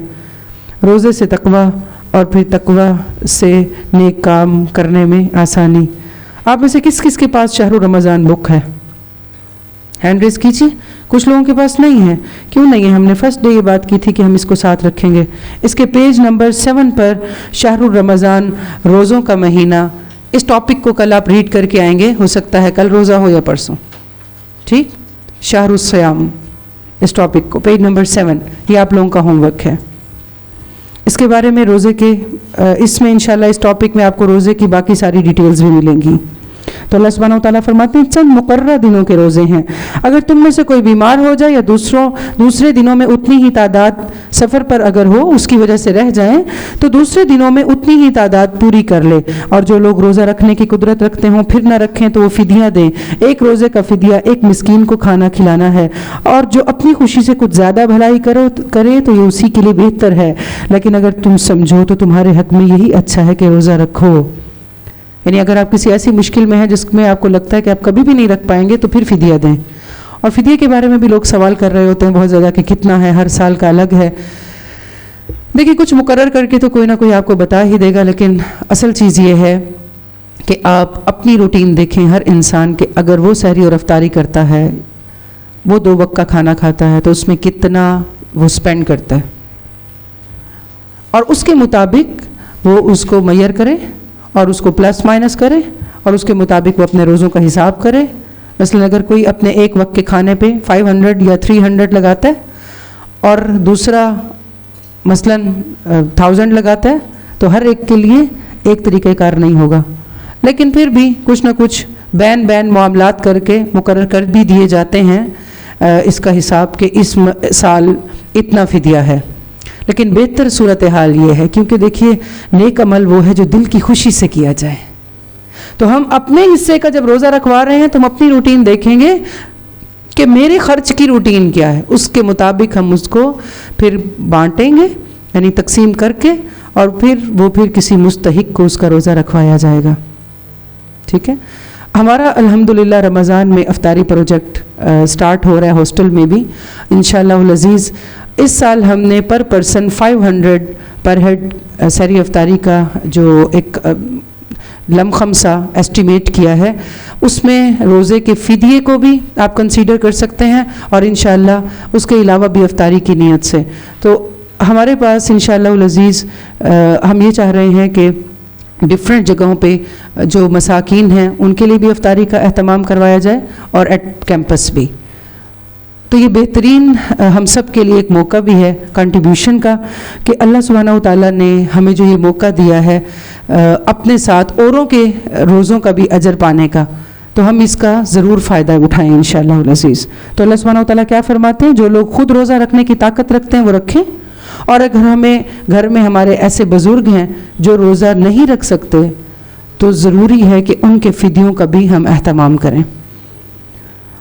اللہ سبحانہ وتعالیٰ فرماتے ہیں وَأَن تَصُومُوا خَيْرٌ لَكُمْ، تو یہ اسی کے لیے بہتر ہے. اگر تم خود رکھو تو یہ تمہارے لیے بہتر ہے اگر تم اس بات کو سمجھو.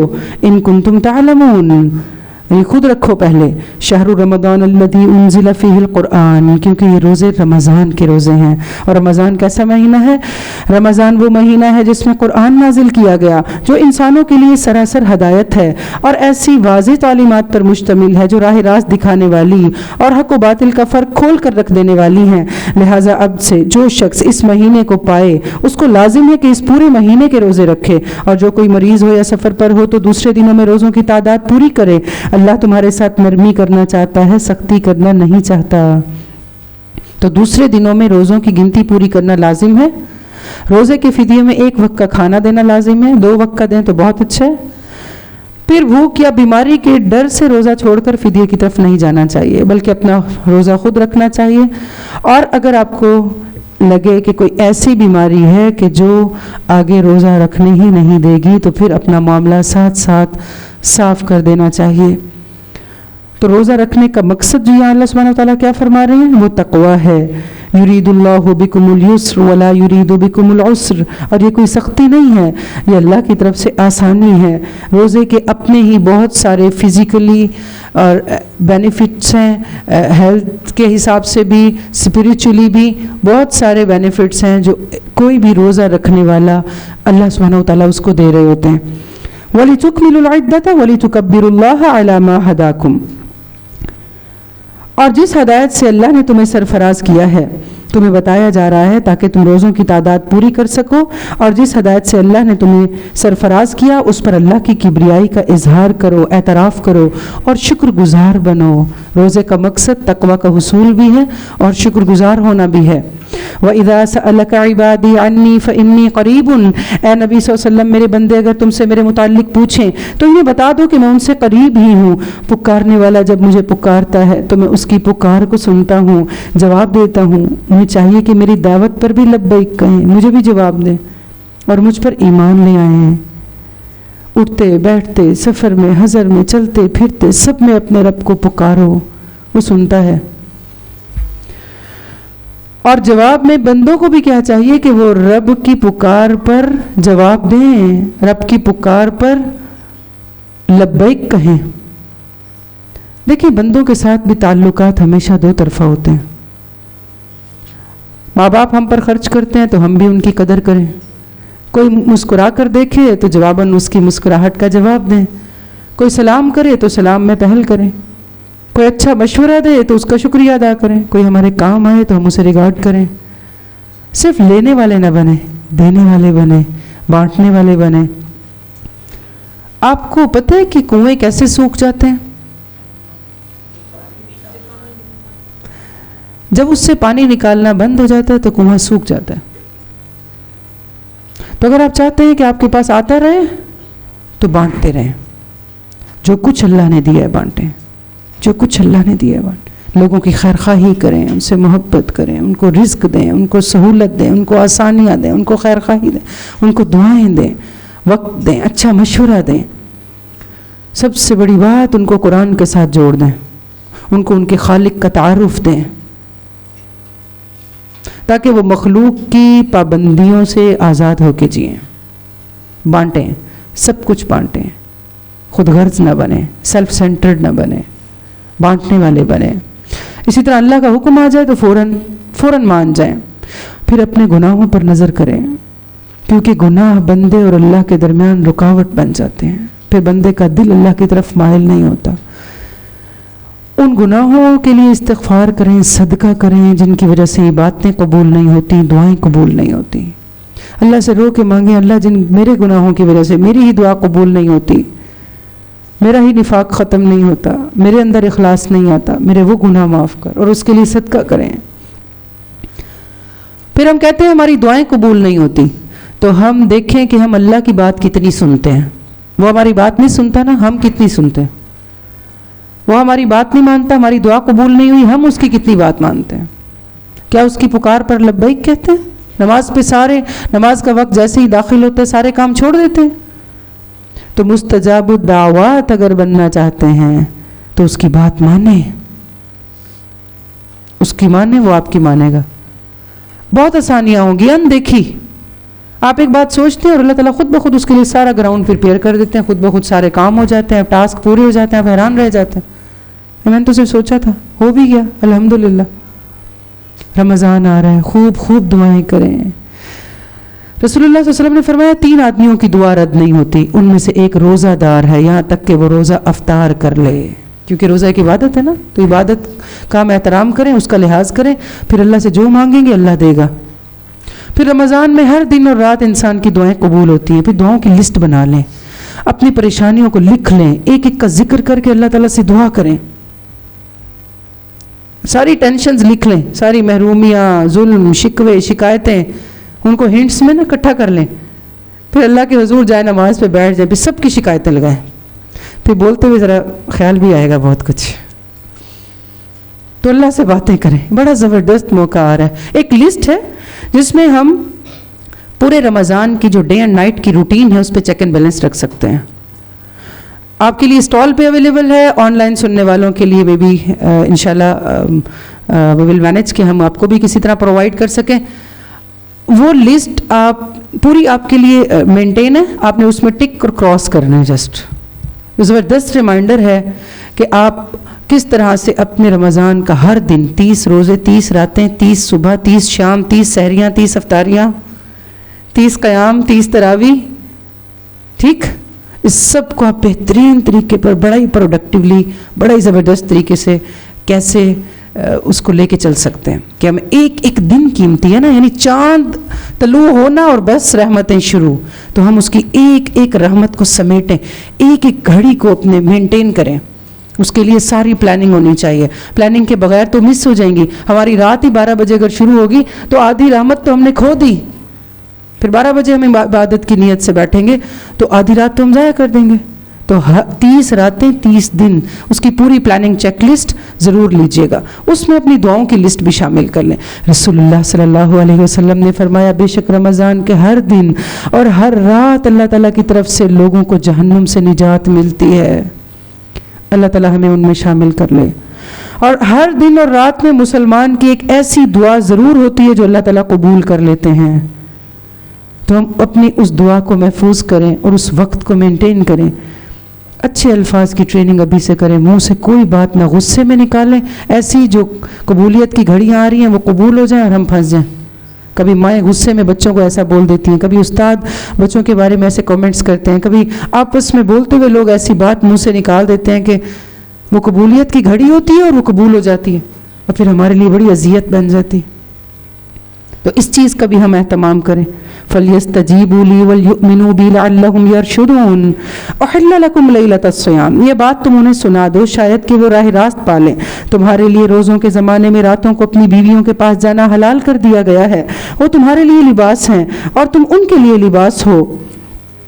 اللہ کو معلوم ہو گیا کہ تم چپکے اپنے آپ سے خیانت کر رہے تھے، مگر اس نے تمہارا قصور معاف کر دیا، تم سے درگزر فرمایا۔ اب تم اپنی بیویوں کے ساتھ شب باشی کرو، جو لطف اللہ نے تمہارے لیے جائز کر دیا ہے اسے حاصل کرو، نیز راتوں کو کھاؤ پیو یہاں تک کہ تم کو سیاہی شب کی دھاری سے سویدہ صبح کی دھاری نمایاں نظر آ جائے، تب یہ سب کام چھوڑ کر رات تک اپنا روزہ پورا کرو، اور جب تم مسجدوں میں معتکف ہو تو بیویوں سے مباشرت نہ کرو، یہ اللہ کی باندھی ہوئی حدیں ہیں، ان کے قریب نہ پھٹکنا۔ اسی طرح اللہ اپنے احکام لوگوں کے لیے بصراحت بیان کرتا ہے، توقع ہے کہ وہ غلط رویے سے بچیں گے۔ اور تم لوگ نہ تو آپس میں ایک دوسرے کے مال ناروا طریقے سے کھاؤ، نہ حاکموں کے آگے ان کو اس غرض کے لیے پیش کرو کہ تمہیں دوسروں کے مال کا کوئی حصہ قصداً ظالمانہ طریقے سے کھانے کا موقع مل جائے۔ اے نبی صلی اللہ علیہ وسلم، لوگ تم سے چاند کی گھٹتی بڑھتی صورتوں کے متعلق پوچھتے ہیں، کہو یہ لوگوں کے لیے تاریخوں کے تعین اور حج کی علامتیں ہیں، نیز ان سے کہو یہ کوئی نیکی کا کام نہیں ہے کہ تم اپنے گھروں میں پیچھے کی طرف سے داخل ہو، نیکی تو یہ ہے کہ آدمی اللہ کی ناراضگی سے بچے، لہٰذا تم اپنے گھروں میں دروازوں سے ہی آیا کرو، البتہ اللہ سے ڈرتے رہو شاید کہ تمہیں فلاح نصیب ہو جائے۔ وَقَاتِلُوا فِي سَبِيلِ اللَّهِ الَّذِينَ يُقَاتِلُونَكُمْ، اور تم اللہ کی راہ میں ان لوگوں سے ڈرو جو تم سے لڑتے ہیں، مگر زیادتی نہ کرو کہ اللہ زیادتی کرنے والوں کو پسند نہیں کرتا، ان سے لڑو جہاں بھی تمہارا ان سے مقابلہ پیش آئے، اور انہیں نکالو جہاں سے انہوں نے تمہیں نکالا، اس لیے کہ قتل اگرچہ برا ہے مگر فتنہ اس سے بھی زیادہ برا ہے، اور مسجد حرام کے قریب جب تک وہ تم سے نہ لڑیں تم بھی نہ لڑو، مگر جب وہ تم سے وہاں سے لڑنے سے نہ چوکے تو تم بھی بے تکلف انہیں مارو، ایسے کافروں کی یہی سزا ہے۔ پھر اگر وہ باز آ جائیں تو جان لو کہ اللہ معاف کرنے والا اور رحم فرمانے والا ہے، تم ان سے لڑو یہاں تک کہ فتنہ باقی نہ رہے اور دین اللہ کے لیے ہو جائے۔ تو لڑائی دین کو اللہ کے لیے کرنے کے لیے ہوتی ہے، فتنے کے ختم کرنے کے لیے ہوتی ہے، ذاتی مفاد کے لیے نہیں ہوتی۔ اور پھر دین اللہ کے لیے ہو جائے، پھر اگر وہ باز آ جائیں، یعنی انہوں نے اس چیز کو چھوڑ دیا، باز آ جائے، تو سمجھ لو ظالموں کے سوا کسی پر دست درازی روا نہیں، مطلب پھر ظلم نہ کرو ان پر۔ الشہر الحرام بالشہر الحرام، ماہ حرام کا بدلہ ماہ حرام ہی ہے، یعنی حرمت والے مہینے ان کا بدلہ حرمت والے مہینے ہی ہیں، اور تمام حرمتوں کا لحاظ برابری کے ساتھ ہوگا، لہٰذا جو تم پر دست درازی کرے تم بھی اس طرح ان پر دست درازی کرو، البتہ اللہ سے ڈرتے رہو، یہ جان رکھو کہ اللہ انہی لوگوں کے ساتھ ہے جو اس کی حدود توڑنے سے پرہیز کرتے ہیں۔ وَأَنفِقُوا فِي سَبِيلِ اللَّهِ وَلَا تُلْقُوا بِأَيْدِيكُمْ إِلَى التَّهْلُكَةِ، اللہ کی راہ میں خرچ کرو اور اپنے ہاتھوں اور اپنے آپ کو ہلاکت میں نہ ڈال لو، احسان کا طریقہ اختیار کرو، اللہ محسنوں کو پسند کرتا ہے۔ اللہ کی خوشنودی کے لیے جب حج اور عمرے کی نیت کرو تو اسے پورا کرو، اگر کہیں گر جاؤ تو قربانی جو میسر آئے اللہ کی جناب میں پیش کر دو، اپنے سر نہ مونڈو یا جب تک کہ قربانی اپنی جگہ نہ پہنچ جائے، مگر جو شخص مریض ہو یا جس کے سر میں کوئی تکلیف ہو اور اس بنا پر اپنا سر وہ منڈوا لے تو اسے چاہیے کہ فدیے کے طور پر روزے رکھے یا صدقہ دے دے، یا صدقہ یا قربانی کر دے۔ پھر اگر تمہیں امن نصیب ہو جائے اور تم حج سے پہلے مکہ پہنچ جاؤ تو جو شخص تم میں سے حج کا زمانہ آنے تک عمرے کا فائدہ اٹھائے وہ اپنی حیثیت کے مطابق قربانی دے دے، اگر قربانی میسر نہ ہو تو 3 روزے حج کے زمانے میں اور 7 گھر پہنچ کر، اس طرح پورے 10 روزے رکھ لے۔ یہ رعایت ان لوگوں کے لیے ہے جن کے گھر مسجد حرام کے قریب نہ ہوں۔ اللہ کے ان احکام کی خلاف ورزی سے بچو، خوب جان لو کہ اللہ سخت سزا دینے والا ہے۔ حج کے مہینے سب کو معلوم ہے، جو شخص ان مقررہ مہینوں میں حج کی نیت کرے اس کو پھر پتہ ہونا چاہیے کہ حج کے دوران میں اس سے کوئی شہوانی فعل، کوئی بدعملی، کوئی لڑائی جھگڑے کی بات سرزد نہ ہو۔ جو نیک کام تم کرو گے وہ اللہ کے علم میں ہوگا۔ سفر حج کے لیے زاد راہ ساتھ لے جاؤ، سب سے بہتر زاد راہ پاکیزگی ہے، پرہیزگاری ہے۔ سبحان اللہ۔ وَاتَّقُونِ يَا أُولِي الْأَلْبَابِ، پس اے ہوش مندو میری نافرمانی سے پرہیز کرو، اور اگر حج کے ساتھ ساتھ تم اپنے رب کا فضل بھی تلاش کرتے جاؤ تو اس میں کوئی مذائقہ نہیں۔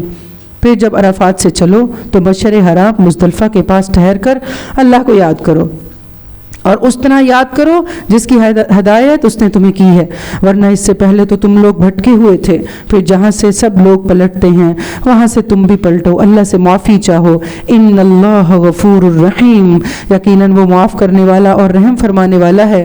فَإِذَا قَضَيْتُم مَّنَاسِكَكُمْ فاذْكُرُوا اللَّهَ كَذِكْرِكُمْ آبَاءَكُمْ أَوْ أَشَدَّ ذِكْرًا، پھر جب اپنے حج کے ارکان ادا کر چکو تو جس طرح پہلے اپنے آباء و اجداد کا ذکر کرتے تھے اسی طرح اب اللہ کا ذکر کرو، بلکہ اس سے بھی بڑھ کر۔ یہ لوگ اپنے آباء و اجداد کے بڑے قصے کہانیاں سنایا کرتے تھے اور بڑی ان کی تعریفیں کیا کرتے تھے، مگر اللہ کو یاد کرنے والے لوگوں میں بڑا فرق ہے۔ ان میں سے کوئی تو ایسا ہے جو کہتا ہے اے ہمارے رب ہمیں دنیا میں ہی سب کچھ دے دے، ایسے شخص کے لیے آخرت میں کوئی حصہ نہیں۔ اور کوئی کہتا ہے، یہ دعا ہے، ربنا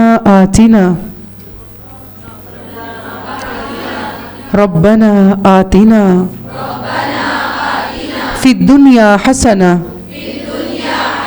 وفی الآخرۃ حسنہ وقنا عذاب النار اے ہمارے رب ہمیں دنیا میں بھی بھلائی دے، ہمیں آخرت میں بھی بھلائی دے، اور آگ کے عذاب سے ہمیں بچا لے۔ تلاوت۔ أولئك لهم نصيب مما كسبوا والله سريع الحساب واذكروا الله في أيام معدودات فمن تعجل في يومين فلا إثم عليه ومن تأخر فلا إثم عليه لمن اتقى واتقوا الله واعلموا أنكم إليه تحشرون۔ وَاذْكُرُوا اللَّهَ فِي أَيَّامٍ مَّعْدُودَاتٍ، اور اس سے پہلے اولئک لہم نصیب مما کسبوا، ایسے لوگ اپنی کمائی کے مطابق دونوں جگہ حصہ پائیں گے، اور اللہ کو حساب چکاتے کچھ دیر نہیں لگتی، یہ گنتی کے چند روز ہیں جو تمہیں اللہ کی یاد میں بسر کرنے چاہیے۔ پھر جو کوئی جلدی کر کے 2 ہی دن میں واپس ہو گیا تو کوئی حرج نہیں، جو کچھ زیادہ دیر ٹھہر کر پلٹا تو کوئی حرج نہیں، بشرطیہ کہ یہ دن اس نے تقوی کے ساتھ بسر کیے ہوں۔ اللہ کی نافرمانی سے بچو، خوب جان رکھو ایک روز اس کے حضور میں تمہاری پیشی ہونے والی ہے۔ انسانوں میں سے کوئی تو ایسا ہے جس کی باتیں دنیا کی زندگی میں تمہیں بڑی بھلی لگتی، اپنی نیک نیتی پہ وہ بار بار اللہ کو گواہ ٹھہراتا ہے، مگر حقیقت میں وہ بدترین دشمن حق ہوتا ہے۔ جب اسے اقتدار حاصل ہوتا ہے تو زمین میں اس کی ساری کوششیں اس لیے ہوتی ہیں کہ فساد پھیلائے، کھیتوں کو غارت کرے، نسل انسانی کو تباہ کرے، حالانکہ اللہ نے اسے جسے وہ گواہ بنا رہا تھا، اللہ وہ فساد کو ہرگز پسند نہیں کرتا۔ اور جب اس سے کہا جاتا ہے کہ اللہ سے ڈر، تو اپنے وقار کا خیال اس کو گناہ پر جما دیتا ہے کہ میں تو بہت کچھ ہوں، مجھے کیا ضرورت ہے کسی سے ڈرنے کی۔ ایسے شخص کے لیے تو بس جہنم ہی کافی ہے، وہ بہت برا ٹھکانہ ہے۔ دوسری طرف انسانوں میں سے ہی کوئی ایسا بھی ہے جو رضا الہی کی طلب میں اپنی جان کھپا دیتا ہے، ایسے بندوں پر اللہ بہت مہربان ہے۔ یا ایھا الذین آمنوا ادخلوا فی السلم کافہ، اے وہ لوگوں جو ایمان لائے ہو تم پورے کے پورے اسلام میں داخل ہو جاؤ۔ جیسے کسی گاڑی میں بیٹھنا ہے تو پورے اندر جا کے بیٹھیں، اگر ایک بازو ایک پاؤں باہر رہ گیا تو کیا ہوگا؟ ایکسیڈنٹ ہو جائے گا، منزل پہ نہیں پہنچ پائیں گے۔ شیطان کی پیروی نہ کرو، وہ تمہارا کھلا دشمن ہے۔ جو صاف صاف ہدایات تمہارے پاس آ چکی ہیں، اگر ان کو پا لینے کے بعد پھر تم نے لغزش دکھائی تو خوب جان رکھو کہ اللہ سب پر غالب اور حکیم و دانا ہے۔ هل ينظرون الا ان ياتيهم الله في ظلل، ان ساری نصیحتوں ہدایتوں کے بعد بھی اگر لوگ سیدھے نہ ہوں تو کیا اب وہ اس کے منتظر ہیں کہ اللہ بادلوں کا چتر لگائے، فرشتوں کے پرے ساتھ لے، خود سامنے آ کھڑا ہو، فیصلہ ہی کر ڈالا جائے۔ آخرکار سارے معاملات پیش تو اللہ ہی کو ہونے ہیں۔ سل بنی اسرائیل کم آتیناہم، بنی اسرائیل سے پوچھو کیسی کھلی کھلی نشانیاں ہم نے ان کو دکھائی ہیں، اور پھر یہ بھی انہی سے پوچھ لو کہ اللہ کی نعمت پانے کے بعد جو قوم اس کو بدبختی سے بدل دیتی ہے اسے اللہ کیسی سخت سزا دیتا ہے۔ جن لوگوں نے کفر کی راہ اختیار کی ہے ان کے لیے دنیا کی زندگی بڑی محبوب اور دل پسند بنا دی گئی۔ ایسے لوگ ایمان کی راہ اختیار کرنے والوں کے مذاق اڑاتے رہتے ہیں، مگر قیامت کے دن پرہیزگار لوگ ہی ان کے مقابلے میں بڑے درجوں میں ہوں گے۔ رہا دنیا کا رزق تو اللہ کو اختیار ہے، جسے چاہے بے حساب دے۔ کان الناس امۃ واحدہ، ابتدا میں سب لوگ ایک ہی طریقے پر تھے، پھر یہ حالت باقی نہ رہی اور اختلافات رونما ہوئے، تب اللہ نے نبی بھیجے جو راست روی پر بشارت دینے والے، کج روی کے نتائج سے ڈرانے والے تھے۔ وہ ان کے ساتھ کتاب برحق نازل کی تاکہ حق کے بارے میں لوگوں کے درمیان جو اختلافات رونما ہو گئے تھے ان کا فیصلہ کرے۔ ان اختلافات کے رونما ہونے کی وجہ یہ نہیں تھی کہ ابتدا میں لوگوں کو حق بتایا نہیں گیا تھا، اختلافات ان لوگوں نے کیے جنہیں حق کا پتہ تھا۔ انہوں نے روشن ہدایات پا لینے کے بعد محض اس لیے حق کو چھوڑ کر مختلف طریقے نکالے کہ آپس میں وہ زیادتیاں کرنا چاہتے تھے۔ بس جو لوگ انبیاء پر ایمان لے آئے انہیں اللہ نے اپنے اذن سے اس حق کا راستہ دکھا دیا جس میں لوگوں نے اختلاف کیا تھا۔ اللہ جسے چاہتا ہے راہ راست دکھا دیتا ہے۔ ام حسبتم ان تدخلوا الجنہ، پھر کیا تم لوگوں نے یہ سمجھ رکھا ہے کہ یوں ہی جنت کا داخلہ مل جائے گا، حالانکہ ابھی تم پر وہ سب کچھ نہیں گزرا جو تم سے پہلے ایمان لانے والوں پر گزر چکا ہے۔ ان پر سختیاں آئیں، مصیبتیں آئیں، ہلا مارے گئے، حتیٰ کہ وقت کا رسول اور اس کے ساتھ ہی اہل ایمان چیخ اٹھے کہ اللہ کی مدد کب آئے گی۔ اس وقت انہیں تسلی دی گئی کہ ہاں اللہ کی مدد قریب ہے۔ ہم انسان بھی انسانوں سے رشتہ بناتے ہوئے انہیں آزماتے ہیں کہ وہ کیسے ہیں ہمارے حق میں۔ تو جب کوئی انسان اللہ کو اپنا رب ماننے کا دعویٰ کرتا ہے تو آزمائش آتی ہے، اخلاص کو جانچا جاتا ہے۔ یسألونک ماذا ينفقون، لوگ پوچھتے ہیں کہ ہم کیا خرچ کریں، جواب دو کہ جو مال بھی تم خرچ کرو اپنے والدین پر، رشتہ داروں پر، یتیموں، مسکینوں، مسافروں پر خرچ کرو، جو بھلائی بھی تم کرو گے اللہ اس سے باخبر ہے۔ تمہیں جنگ کا حکم دیا گیا اور وہ تمہیں ناگوار ہے۔ ہو سکتا ہے ایک چیز تمہیں ناگوار ہو مگر وہی تمہارے لیے بہتر ہو۔ یہ بڑی خوبصورت بات ہے، اس کو ہائی لائٹ کر لیں۔ ایک چیز تمہیں ناگوار ہو مگر وہی تمہارے لیے بہتر ہو، اور ہو سکتا ہے ایک چیز تمہیں پسند ہو مگر وہ تمہارے لیے بری ہو۔ تو خوشی اور اطمینان میں سے ہمیشہ اطمینان کو چوز کیجیے گا۔ بعض اوقات آپ غلط کر کے خوش تو ہو جاتے ہیں لیکن مطمئن نہیں رہتے۔ واللہ یعلم وانتم لا تعلمون، اللہ جانتا ہے تم نہیں جانتے۔ لوگ پوچھتے ہیں مال حرام میں لڑنا کیسا ہے؟ حرمت والے مہینے میں کہو اس میں لڑنا بہت برا ہے، مگر رائے خدا سے لوگوں کو روکنا، اللہ سے کفر کرنا، مسجد حرام کا راستہ اللہ کے بندوں پر بند کرنا، حرم کے رہنے والوں کو وہاں سے نکالنا، یہ سب اللہ کے نزدیک اس سے زیادہ برا ہے اور فتنہ خوریزی سے شدید تر ہے۔ وہ تو تم سے لڑے ہی جائیں گے حتیٰ کہ اگر ان کا بس چلے تو تمہارے دین سے تم کو پھیر لے جائیں، اور یہ خوب سمجھ لو کہ تم میں سے جو کوئی اپنے دین سے پھرے گا، کفر کی حالت میں جان دے گا، اس کے اعمال دنیا اور آخرت دونوں میں ضائع ہو جائیں گے۔ ایسے سب لوگ جہنمی ہیں، ہمیشہ جہنم ہی میں رہیں گے۔ بخلاف اس کے جو لوگ ایمان لائے ہیں اور جنہوں نے خدا کی راہ میں اپنا گھر بار چھوڑا اور جہاد کیا، رحمت الہی کے جائز امیدوار ہیں۔ اللہ ان کی لغزشوں کو معاف کرنے والا اور اپنی رحمت سے انہیں نوازنے والا ہے۔ یسألونک عن الخمر والمیسر، پوچھتے ہیں شراب اور جوئے کا کیا حکم ہے؟ کہو ان دونوں چیزوں میں بڑی خرابی ہے، اگرچہ ان میں لوگوں کے لیے کچھ منافع بھی ہے مگر ان کا گناہ ان کے فائدے سے بہت زیادہ ہے۔ پوچھتے ہیں ہم راہ خدا میں کیا خرچ کریں؟ کہو جو کچھ تمہاری ضروریات سے زیادہ ہو، العفو، جو کچھ بھی ضرورت سے زیادہ ہے۔ گھر جا کے دیکھیں، ہر الماری، ہر وارڈروب چیک کریں، جو ضرورت سے زیادہ ہے اس کو نکال دیں، اپنے کندھے ہلکے کر دیں، کسی ضرورت مند کے کام آ جائے۔ اس طرح اللہ تمہارے لیے صاف صاف احکامات بیان کرتا ہے، شاید کہ تم دنیا اور آخرت دونوں کی فکر کرو۔ پوچھتے ہیں یتیموں کے ساتھ کیا معاملہ کیا جائے؟ کہو جس طرز عمل میں ان کے لیے بھلائی ہو وہی اختیار کرنا بہتر ہے۔ اگر تم اپنا اور ان کا خرچ اور رہنا سہنا مشترک رکھو تو اس میں کوئی مذائقہ نہیں، اگرچہ آخرکار وہ تمہارے ہی بھائی بند ہیں۔ برائی کرنے والے بھلائی کرنے والے دونوں کا حال اللہ جانتا ہے۔ اللہ چاہتا تو اس معاملے میں تم پر سختی کرتا مگر وہ صاحب اختیار ہونے کے ساتھ ساتھ صاحب حکمت بھی ہے۔ جب اختیار آ جائے تو پھر انسان جلد بازی میں بہت بڑے بڑے فیصلے کر لیتے ہیں، تو اختیار ہونے کے باوجود حکمت کے ساتھ معاملہ کرنا یہ اللہ کی صفت ہے۔ تو مشرک عورتوں سے ہرگز نکاح نہ کرنا جب تک کہ وہ ایمان نہ لے آئیں۔ ایک مومن لونڈی مشرک شریف زادی سے بہتر ہے اگرچہ وہ تمہیں بہت پسند ہو، اور اپنی عورتوں کے نکاح مشرک مردوں سے کبھی نہ کرنا جب تک کہ وہ ایمان نہ لے آئیں۔ ایک مومن غلام مشرک شریف سے بہتر ہے اگرچہ وہ تمہیں بہت پسند ہو۔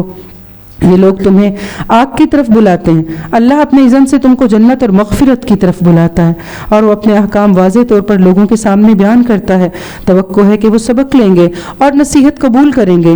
وَيَسْأَلُونَكَ عَنِ الْمَحِيضِ، لوگ پوچھتے ہیں حیض کا کیا حکم ہے؟ کہو وہ ایک گندگی کی حالت ہے، اس میں عورتوں سے الگ رہو، ان کے قریب نہ جاؤ جب تک کہ وہ پاک اور صاف نہ ہو جائیں، پھر جب وہ پاک ہو جائیں تو ان کے پاس جاؤ اس طرح جیسا کہ اللہ نے تم کو حکم دیا ہے۔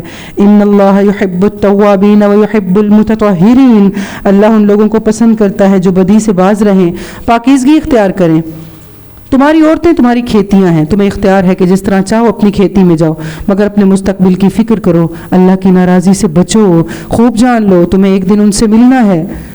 اور اے نبی صلی اللہ علیہ وسلم جو تمہاری ہدایات کو مان لیں انہیں فلاح و نصرت کی خوشخبری دے دو۔ اللہ کے نام کی ایسی قسمیں کھانے کے لیے اس کو استعمال نہ کرو کہ جس سے مقصد نیکی اور تقوی اور اللہ کے بندوں کی بھلائی کے کاموں سے ان کو باز رکھنا ہو۔ اللہ تمہاری ساری باتیں سن رہا ہے۔ لا یؤاخذکم اللہ باللغو فی ایمانکم، سب کچھ جانتا ہے، جو بے معنی قسمیں تم بلا ارادہ کھا لیا کرتے ہو ان پر اللہ گرفت نہیں کرتا، لغو قسمیں، مگر جو قسمیں تم سچے دل سے کھاتے ہو ان کی باز پوچھ ضرور ہوگی، اور اللہ بہت درگزر کرنے والا اور بردبار ہے۔ اور جو لوگ اپنی عورتوں سے تعلق نہ رکھنے کی قسم کھا بیٹھتے ہیں ان کے لیے 4 مہینے کی مہلت ہے، اگر انہوں نے رجوع کر لیا تو اللہ معاف کر دینے والا ہے اور رحیم ہے، اور اگر انہوں نے طلاق ہی کی ٹھان لی ہے تو پھر جانتے رہیں، ان کو معلوم ہونا چاہیے کہ اللہ سب کچھ سنتا اور جانتا ہے۔ جن عورتوں کو طلاق دی گئی ہو وہ 3 مرتبہ ایام ماہواری آنے تک اپنے آپ کو روکے رکھیں، اور ان کے لیے یہ جائز نہیں کہ اللہ نے ان کے رحم میں جو کچھ خلق فرما دیا ہے اسے وہ چھپائیں۔ انہیں ہرگز ایسا نہیں کرنا چاہیے۔ اگر وہ اللہ اور روز آخر پر ایمان رکھتی ہیں، ان کے شوہر تعلقات درست کر لینے پر آمادہ ہو جائیں تو وہ اس عدت کے دوران میں انہیں پھر اپنی زوجیت میں واپس لے لینے کے حقدار ہیں۔ عورتوں کے لیے بھی معروف طریقے پر ویسے ہی حقوق ہیں جیسے مردوں کے حقوق ان پر ہیں۔ وَلِلرِّجَالِ عَلَيْهِنَّ دَرَجَةٌ، البتہ مردوں کو ان پر ایک درجہ حاصل ہے، اور یہ درجہ اللہ نے دیا ہے، نہ تو رسول صلی اللہ علیہ وسلم نے خود بتایا، نہ کسی اسکالر نے بتایا، اللہ نے دیا ہے، اللہ کی تقسیم ہے، اس کو مان لینا چاہیے اور اس پہ دل خراب نہیں کرنا چاہیے۔ یاد رکھیے حدیث کے مطابق ایک عورت اس وقت تک اپنے رب کا حق ادا نہیں کر سکتی جب تک وہ اپنے شوہر کا حق ادا نہ کرے۔ ایسی عورت ایمان کی حلاوت نہیں پا سکتی جو شوہر کے ساتھ حسن سلوک نہ کرے۔ تو اس معاملے میں خواتین کو خاص طور پر کانشیس ہونے کی ضرورت ہے۔ واللہ عزیز حکیم، اللہ غالب اختیار رکھنے والا، اقتدار رکھنے والا، حکیم و دانا ہے۔ الطلاق مرتان، طلاق 2 بار ہے، پھر یا تو سیدھی طرح عورت کو روک لیا جائے یا بھلے طریقے سے اس کو رخصت کر دیا جائے، اور رخصت کرتے ہوئے ایسا کرنا تمہارے لیے جائز نہیں کہ جو کچھ تم انہیں دے چکے ہو ان میں سے کچھ واپس لے لو۔ البتہ یہ صورت الگ ہے کہ زوجین کو اللہ کے حقوق پر، اس کی حدود پر قائم نہ رہ سکنے کا اندیشہ ہو۔ ایسی صورت میں اگر تمہیں یہ خوف ہو کہ وہ دونوں حدود الہی پر قائم نہ رہیں گے تو ان دونوں کے درمیان یہ معاملہ ہو جانے میں مذائقہ نہیں کہ عورت اپنے شوہر کو کچھ معاوضہ دے کر علیحدگی اختیار کر لے۔ یہ اللہ کی مقرر کردہ حدود ہیں، ان سے تجاوز نہ کرے، اور جو لوگ حدود الہی سے تجاوز کریں گے وہی ظالم ہیں۔ پھر اگر 2 بار طلاق دینے کے بعد شوہر نے عورت کو تیسری بار طلاق دے دی تو وہ عورت پھر اس کے لیے حلال نہ ہوگی، الا یہ کہ اس کا نکاح کسی دوسرے شخص سے ہو تو اسے طلاق دے دے۔ فلا جناح علیہما ان یتراجعا، تب اگر پہلا شوہر یہ عورت دونوں یہ خیال کریں کہ اللہ کی حدود پر قائم بھی رہیں گے تو ان کے لیے ایک دوسرے کی طرف رجوع کر لینے میں کوئی مذائقہ نہیں۔ یہ اللہ کی مقرر کی ہوئی حدیں ہیں، یعنی کانشیسلی ایسا نہیں ہونا چاہیے، پلاننگ کے ساتھ ایسا نہیں کرنا چاہیے، بائی چانس ہو جائے تو پھر مذائقہ نہیں، جنہیں وہ ان لوگوں کی ہدایت کے لیے واضح کر رہا ہے جو ان کی حدود کو توڑنے کا انجام جانتے ہیں۔ وَإِذَا طَلَّقْتُمُ النِّسَاءَ فَبَلَغْنَ أَجَلَهُنَّ، اور جب تم عورتوں کو طلاق دے دو ان کی عدت پوری اور مکمل ہونے کو آ جائے تو یا بھلے طریقے سے انہیں روک لو یا بھلے طریقے سے رخصت کر دو۔ محض ستانے کی خاطر انہیں نہ روکے رکھنا کہ یہ زیادتی ہوگی، اور جو ایسا کرے گا وہ در حقیقت اپنے آپ ہی پر ظلم کرے گا۔ اللہ کی آیات کو کھیل نہ بنا لو کہ کبھی طلاق دے رہے ہیں، کبھی رجوع کر رہے ہیں اور ایک دوسرے کے ساتھ غلط انداز سے زندگی گزار رہے ہیں۔ بھول نہ جاؤ کہ اللہ نے کس نعمت عظمی سے تمہیں سرفراز کیا ہے۔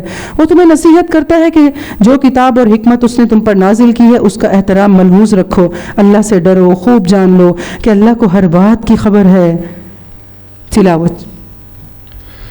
وَإِذَا طَلَّقْتُمُ النِّسَاءَ فَبَلَغْنَ أَجَلَهُنَّ فَلَا تَعْضُلُوهُنَّ أَن يَنكِحْنَ أَزْوَاجَهُنَّ إِذَا تَرَاضَوْا بَيْنَهُم بِالْمَعْرُوفِ ذَلِكَ يُوعَظُ بِهِ مَن كَانَ مِنكُمْ يُؤْمِنُ بِاللَّهِ وَالْيَوْمِ الْآخِرِ ذَلِكُمْ أَزْكَى لَكُمْ وَأَطْهَرُ واللہ یعلم وانتم لا تعلمون۔ جب تم اپنی عورتوں کو طلاق دے چکو اور وہ اپنی عدت پوری کر لیں تو پھر اس میں معنی نہ ہو کہ وہ اپنی زیر تجویز شوہروں سے نکاح کر لیں جبکہ وہ معروف طریقے سے باہم نکاح پر راضی بھی ہوں۔ تمہیں نصیحت کی جاتی ہے کہ ایسی حرکت ہرگز نہ کرنا۔ اگر تم اللہ اور روز آخر پر ایمان لانے والے ہو تمہارے لیے شائستہ اور پاکیزہ طریقہ یہی ہے کہ اس سے باز رہو۔ اللہ جانتا ہے تم نہیں جانتے۔ کچھ منٹس اور لوں گی آپ سب کی اجازت سے تاکہ ہم پارہ آج مکمل کر لیں اور کل سے انشاءاللہ ایک ڈیلی پارے کی روٹین پر آ جائیں۔ اجازت ہے؟ جزاک اللہ خیر۔ بسم اللہ۔ والوالدات یرضعن اولادہن، جو باپ چاہتے ہیں کہ ان کی اولاد پوری مدت رضاعت تک دودھ پیے تو مائیں اپنے بچوں کو کامل 2 سال دودھ پلائیں۔ اس صورت میں بچے کے باپ کو معروف طریقے سے انہیں کھانا کپڑا دینا ہوگا، مگر کسی پر اس کی وسعت سے بڑھ کر بار نہیں ڈالنا چاہیے۔ نہ تو ماں کو بچے کی وجہ سے تکلیف میں ڈالا جائے کہ بچہ اس کا ہے، نہ باپ کو اس کی وجہ سے تنگ کیا جائے کہ بچہ اس کا ہے۔ دودھ پلانے والی کا یہ حق جیسا بچے کے باپ پر ہے ویسا ہی اس کے وارث پر بھی ہے، لیکن اگر فریقین باہمی رضامندی اور مشورے سے دودھ چھڑانا چاہیں تو ایسا کرنے میں کوئی مذائقہ نہیں۔ اور اگر تمہارا خیال اپنی اولاد کو کسی غیر عورت سے دودھ پلوانے کا ہو تو اس میں بھی کوئی حرج نہیں، بشرطیہ کہ اس کا جو کچھ معاوضہ تم طے کرو وہ معروف طریقے پر کرو۔ اللہ سے ڈرو، جان رکھو جو کچھ تم کرتے ہو سب اللہ کی نظر میں۔ حقوق العباد اور بندوں کے حقوق ادا کرنے کے معاملے میں سب سے بیسک کی جو ہے وہ اللہ کا ڈر ہے۔ بظاہر ہم بندوں کے ساتھ معاملہ کرتے ہیں، لیکن اس کی بنیاد اللہ کا ڈر ہوتا ہے، تو پھر معاملات زیادہ نہیں بڑھتے، ہم ایک دوسرے کا حق نہیں مارتے، پھر ہم ایک دوسرے کا لحاظ کرتے ہیں۔ تم میں سے جو لوگ مر جائیں ان کے پیچھے اگر ان کی بیویاں زندہ ہوں تو وہ اپنے آپ کو 4 مہینے 10 دن روکے رکھیں، پھر جب ان کی عدت پوری ہو جائے تو انہیں اختیار ہے کہ اپنی ذات کے معاملے میں معروف طریقے سے جو چاہیں کریں، تم پر اس کی کوئی ذمہ داری نہیں۔ اللہ تم سب کے اعمال سے باخبر ہے۔ زبانہ عدت میں خواہ تم ان بیوہ عورتوں کے ساتھ منگنی کا ارادہ اشارے کنایے میں ظاہر کر دو، خواہ دل میں چھپائے رکھو، دونوں صورتوں میں کوئی مذائقہ نہیں۔ اللہ جانتا ہے کہ ان کا خیال تو تمہارے دل میں آئے گا، مگر دیکھو خفیہ عہد و پیمان نہ کرنا، غلط طریقے استعمال نہ کرنا کلوز ہونے کے لیے۔ اگر کوئی بات کرنی ہے تو معروف طریقے سے کرو۔ عقد نکاح باندھنے کا فیصلہ اس وقت تک نہ کرو جب تک کہ عدت پوری نہ ہو جائے۔ وَاعْلَمُوا أَنَّ اللَّهَ يَعْلَمُ مَا فِي أَنفُسِكُمْ فَاحْذَرُوا۔ کوئی بھی نہیں جانتا نا ہمارے اندر کی بات، اللہ جانتا ہے۔ ہائی لائٹ کر لینی چاہیے آیت، خوب سمجھ لو، اللہ تمہارے دلوں کا حال تک جانتا ہے، لہٰذا اس سے ڈرو۔ یہ بھی جان لو کہ اللہ بردبار ہے، چھوٹی چھوٹی باتوں سے تو ویسے ہی درگزر کرتا رہتا ہے۔ تم پر کوئی گناہ نہیں، تم پر کچھ گناہ نہیں اگر تم اپنی عورتوں کو طلاق دے دو قبل اس کے کہ ہاتھ لگانے کی نوبت آئے یا مہر مقرر ہو۔ اس صورت میں انہیں کچھ نہ کچھ دینا ضرور چاہیے۔ خوشحال آدمی اپنی قدرت کے مطابق اور غریب آدمی اپنی قدرت کے مطابق معروف طریقے سے دے، یہ حق ہے نیک آدمیوں پر۔ اور اگر تم نے ہاتھ لگانے سے پہلے طلاق دی ہو لیکن مہر مقرر کیا جا چکا ہو تو اس صورت میں آدھا مہر دینا ہوگا۔ یہ اور بات ہے کہ عورت نرمی برتے اور مہر لے ہی نہ، یا وہ مرد جس کے اختیار میں عقد نکاح ہے وہ نرمی سے کام لے اور پورا کا پورا دے دے۔ اگر تم یعنی مرد نرمی سے کام لو تو یہ تقویٰ سے زیادہ مناسبت رکھتا ہے۔ آپس کے معاملات میں فیاضی کو نہ بھولو، تمہارے اعمال کو اللہ دیکھ رہا ہے۔ اپنی نمازوں کی نگہداشت رکھو، خصوصاً ایسی نماز جو صلاۃ وسطیٰ ہے، درمیان کی نماز ہے۔ قوموا للہ قانتین، قوموا للہ قانتین، اللہ کے آگے اس طرح کھڑے ہو جاؤ جیسے فرما بردار غلام کھڑے ہوتے ہیں۔ بدامنی کی حالت میں ہو تو خواہ پیدل چلو یا خواہ سوار، جس طرح ممکن ہو نماز پڑھو۔ جب امن میسر آ جائے تو اللہ کو اس طریقے سے یاد کرو جو اس نے تمہیں سکھایا ہے، اپنے دل سے، جس سے تم پہلے نا واقف تھے۔ تم میں سے جو لوگ وفات پائیں، پیچھے بیویاں چھوڑ گئے ہوں، ان کو چاہیے کہ اپنی بیویوں کے حق میں وصیت کر جائیں، 1 سال تک ان کو نان و نفقہ دیا جائے، وہ گھر سے نہ نکالی جائیں۔ کیا ہمیں اپنے بیٹوں کو یہ بات سکھانی چاہیے، سمجھانی چاہیے؟ بالکل۔ جو قوام ہیں ان کی تربیت کے پیچھے کس کا ہاتھ ہے؟ اگین ایک عورت کا ہاتھ ہے۔ تو اگر ہم چاہتے ہیں کہ مرد خواتین کے حقوق پورے کریں تو خواتین کو اپنی ذمہ داریاں پوری کرنی چاہیے۔ اپنے بیٹوں کی تربیت اس کی بنیاد اللہ کے خوف پہ رکھنی چاہیے، نہ کہ اپنی ذات کو سیکیور کرنے کے چکر میں پڑنا چاہیے۔ ایک عورت جب اپنی ذمہ داری پوری نہیں کرتی تو دوسری عورت کو اس کا وہ معاوضہ دینا پڑتا ہے۔ تو مائیں سب سے زیادہ ذمہ دار ہیں معاشرے میں مردوں کے معاملات کی، مرد نہیں ہیں، ایسا ہے کہ نہیں؟ اور اس میں اپنی بیٹیوں کی تربیت، کیونکہ انہوں نے جا کے پھر آگے معاشرے کے قوام جو ہیں ان کی تربیت کرنی۔ وَلِلْمُطَلَّقَاتِ مَتَاعٌ بِالْمَعْرُوفِ، اسی طرح جن عورتوں کو طلاق دی گئی ہو انہیں بھی مناسب طور پر کچھ نہ کچھ دے کر رخصت کیا جائے، یہ حق ہے متقی لوگوں پر۔ سبحان اللہ، جن کو طلاق دی گئی ہو انہیں بھی مناسب طریقے سے رخصت کیا جائے۔ کسی کے ساتھ رائے کا یا کسی بھی چیز کا اختلاف ہو رہا اس کی عزت کو حلال نہیں کرتا، یہ چیز لکھ لیں۔ آپ کی رائے سے کسی کی رائے کا اختلاف اس کی عزت کو آپ کے لیے حلال نہیں کرتا۔ ہم پھنستے وہاں پہ ہیں. ہماری پرابلم یہ ہے کہ جب ہماری رائے کسی سے مختلف ہوتی ہے تو ہمیں لگتا ہے کہ اب سب کچھ الاؤڈ ہے. کوئی دہرائے؟ کوئی ہے جس نے پورا سمجھ لیا ہو؟ جی پلیز. ہاں جی نفیس. بالکل. اصل اخلاق کا امتحان تعلق ختم ہونے کے بعد شروع ہوتا ہے کہ جب آپ کا کسی کے ساتھ تعلق ختم ہو گیا نا، اب آپ اس کے ساتھ کیسا معاملہ کرتے ہیں آپ کا ظرف تب پتہ چلتا ہے. جب کسی کے ساتھ آپ کے اچھے ٹرمز چل رہے ہوتے ہیں، اچھے سے بنی ہوتی ہے، تب آپ اس کے لیے کیسی رائے رکھتے ہیں، حسن اخلاق کا کتنا مظاہرہ کرتے ہیں، تو کوئی چیلنج نہیں ہے، تو بہت آسان ہے. اصل آزمائش کب ہے؟ جب آپ کسی بھی وجہ سے ایک اور کانسیپٹ بھی کلیئر کر لینا چاہیے، وہ یہ کہ کبھی کبھی دو اچھے لوگ بھی مل کے ساتھ نہیں چل سکتے، نہیں چل پاتے. اٹس اوکے، اس میں کوئی مسئلہ نہیں ہے. کیا زید بن حارثہ، زید تھے نا، حضرت زید تھے نا، اور ان کی وائف کیا نام تھا ان کا؟ حضرت زینب. ان کے درمیان سپریشن ہوئی تھی. کیا دونوں کے ناموں کے ساتھ آپ رضی اللہ عنہ بولتے ہیں، لکھتے ہیں؟ کیا ہمارا ایمان ہے کہ دونوں جنت میں جائیں گے؟ انشاءاللہ جائیں گے، بالکل جائیں گے، ہمارا ایمان ہے. دونوں ہی اللہ کے پیارے تھے، دونوں ہی اللہ کے قریب تھے، نہیں رہ سکے پاس، کیا ہو گیا پھر؟ جو آپ کو پسند نہیں آیا یا جس کے ساتھ آپ کنوینئنٹ نہیں ہیں، ضروری نہیں ہے کہ وہ اللہ کی نظر میں بھی خراب ہے. عزت سے رخصت کریں. اللہ تعالیٰ کیا سکھا رہے ہیں؟ اس آیت کو دوبارہ پڑھیں. وَلِلْمُطَلَّقَاتِ مَتَاعٌ بِالْمَعْرُوفِ. اسی طرح جن عورتوں کو طلاق دی گئی انہیں بھی مناسب طور پر کچھ نہ کچھ دے کر رخصت کیا جائے. اور یہ کام کون کرتے ہیں؟ متقی. حقاً علی المتقین. اچھا، بہت سارے شکوے، بہت سارے دکھ یاد آ رہے ہوں گے سب کو، لیکن میں صرف ایک بات کہوں گی، ان سب کے پیچھے بیس کیا ہے؟ ایک خاتون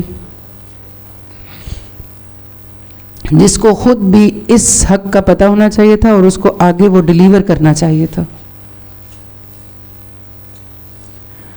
کذالک یبین اللہ لکم آیاتی. اسی طرح اللہ اپنے احکام تمہیں صاف صاف بتاتا ہے، امید ہے تم سمجھ بوجھ سے کام کرو گے. تم نے ان لوگوں کے حال پر کچھ غور کیا جو موت کے ڈر سے اپنے گھر بار چھوڑ کر نکلے تھے، ہزاروں کی تعداد میں تھے. اللہ نے ان سے فرمایا مر جاؤ، مر گئے، پھر اس نے ان کو دوبارہ زندگی دی. حقیقت یہ ہے کہ اللہ انسان پر بڑا فضل فرمانے والا ہے. وَلَكِنَّ أَكْثَرَ النَّاسِ لَا يَشْكُرُونَ. مگر اکثر لوگ شکر ادا نہیں کرتے. تو اکثریت کے پیچھے جانے کی ضرورت نہیں ہے، اکثریت کو فالو کرنے کی ضرورت نہیں ہے. اللہ تعالیٰ ہمیں قلیل لوگوں میں رکھے جو اس کے قریب ہیں. میجورٹی سے اٹریکٹ ہونے کی ضرورت نہیں ہے. اینڈ میجورٹی از اتھارٹی بھی اٹس ناٹ اسلامکل کوٹیشن.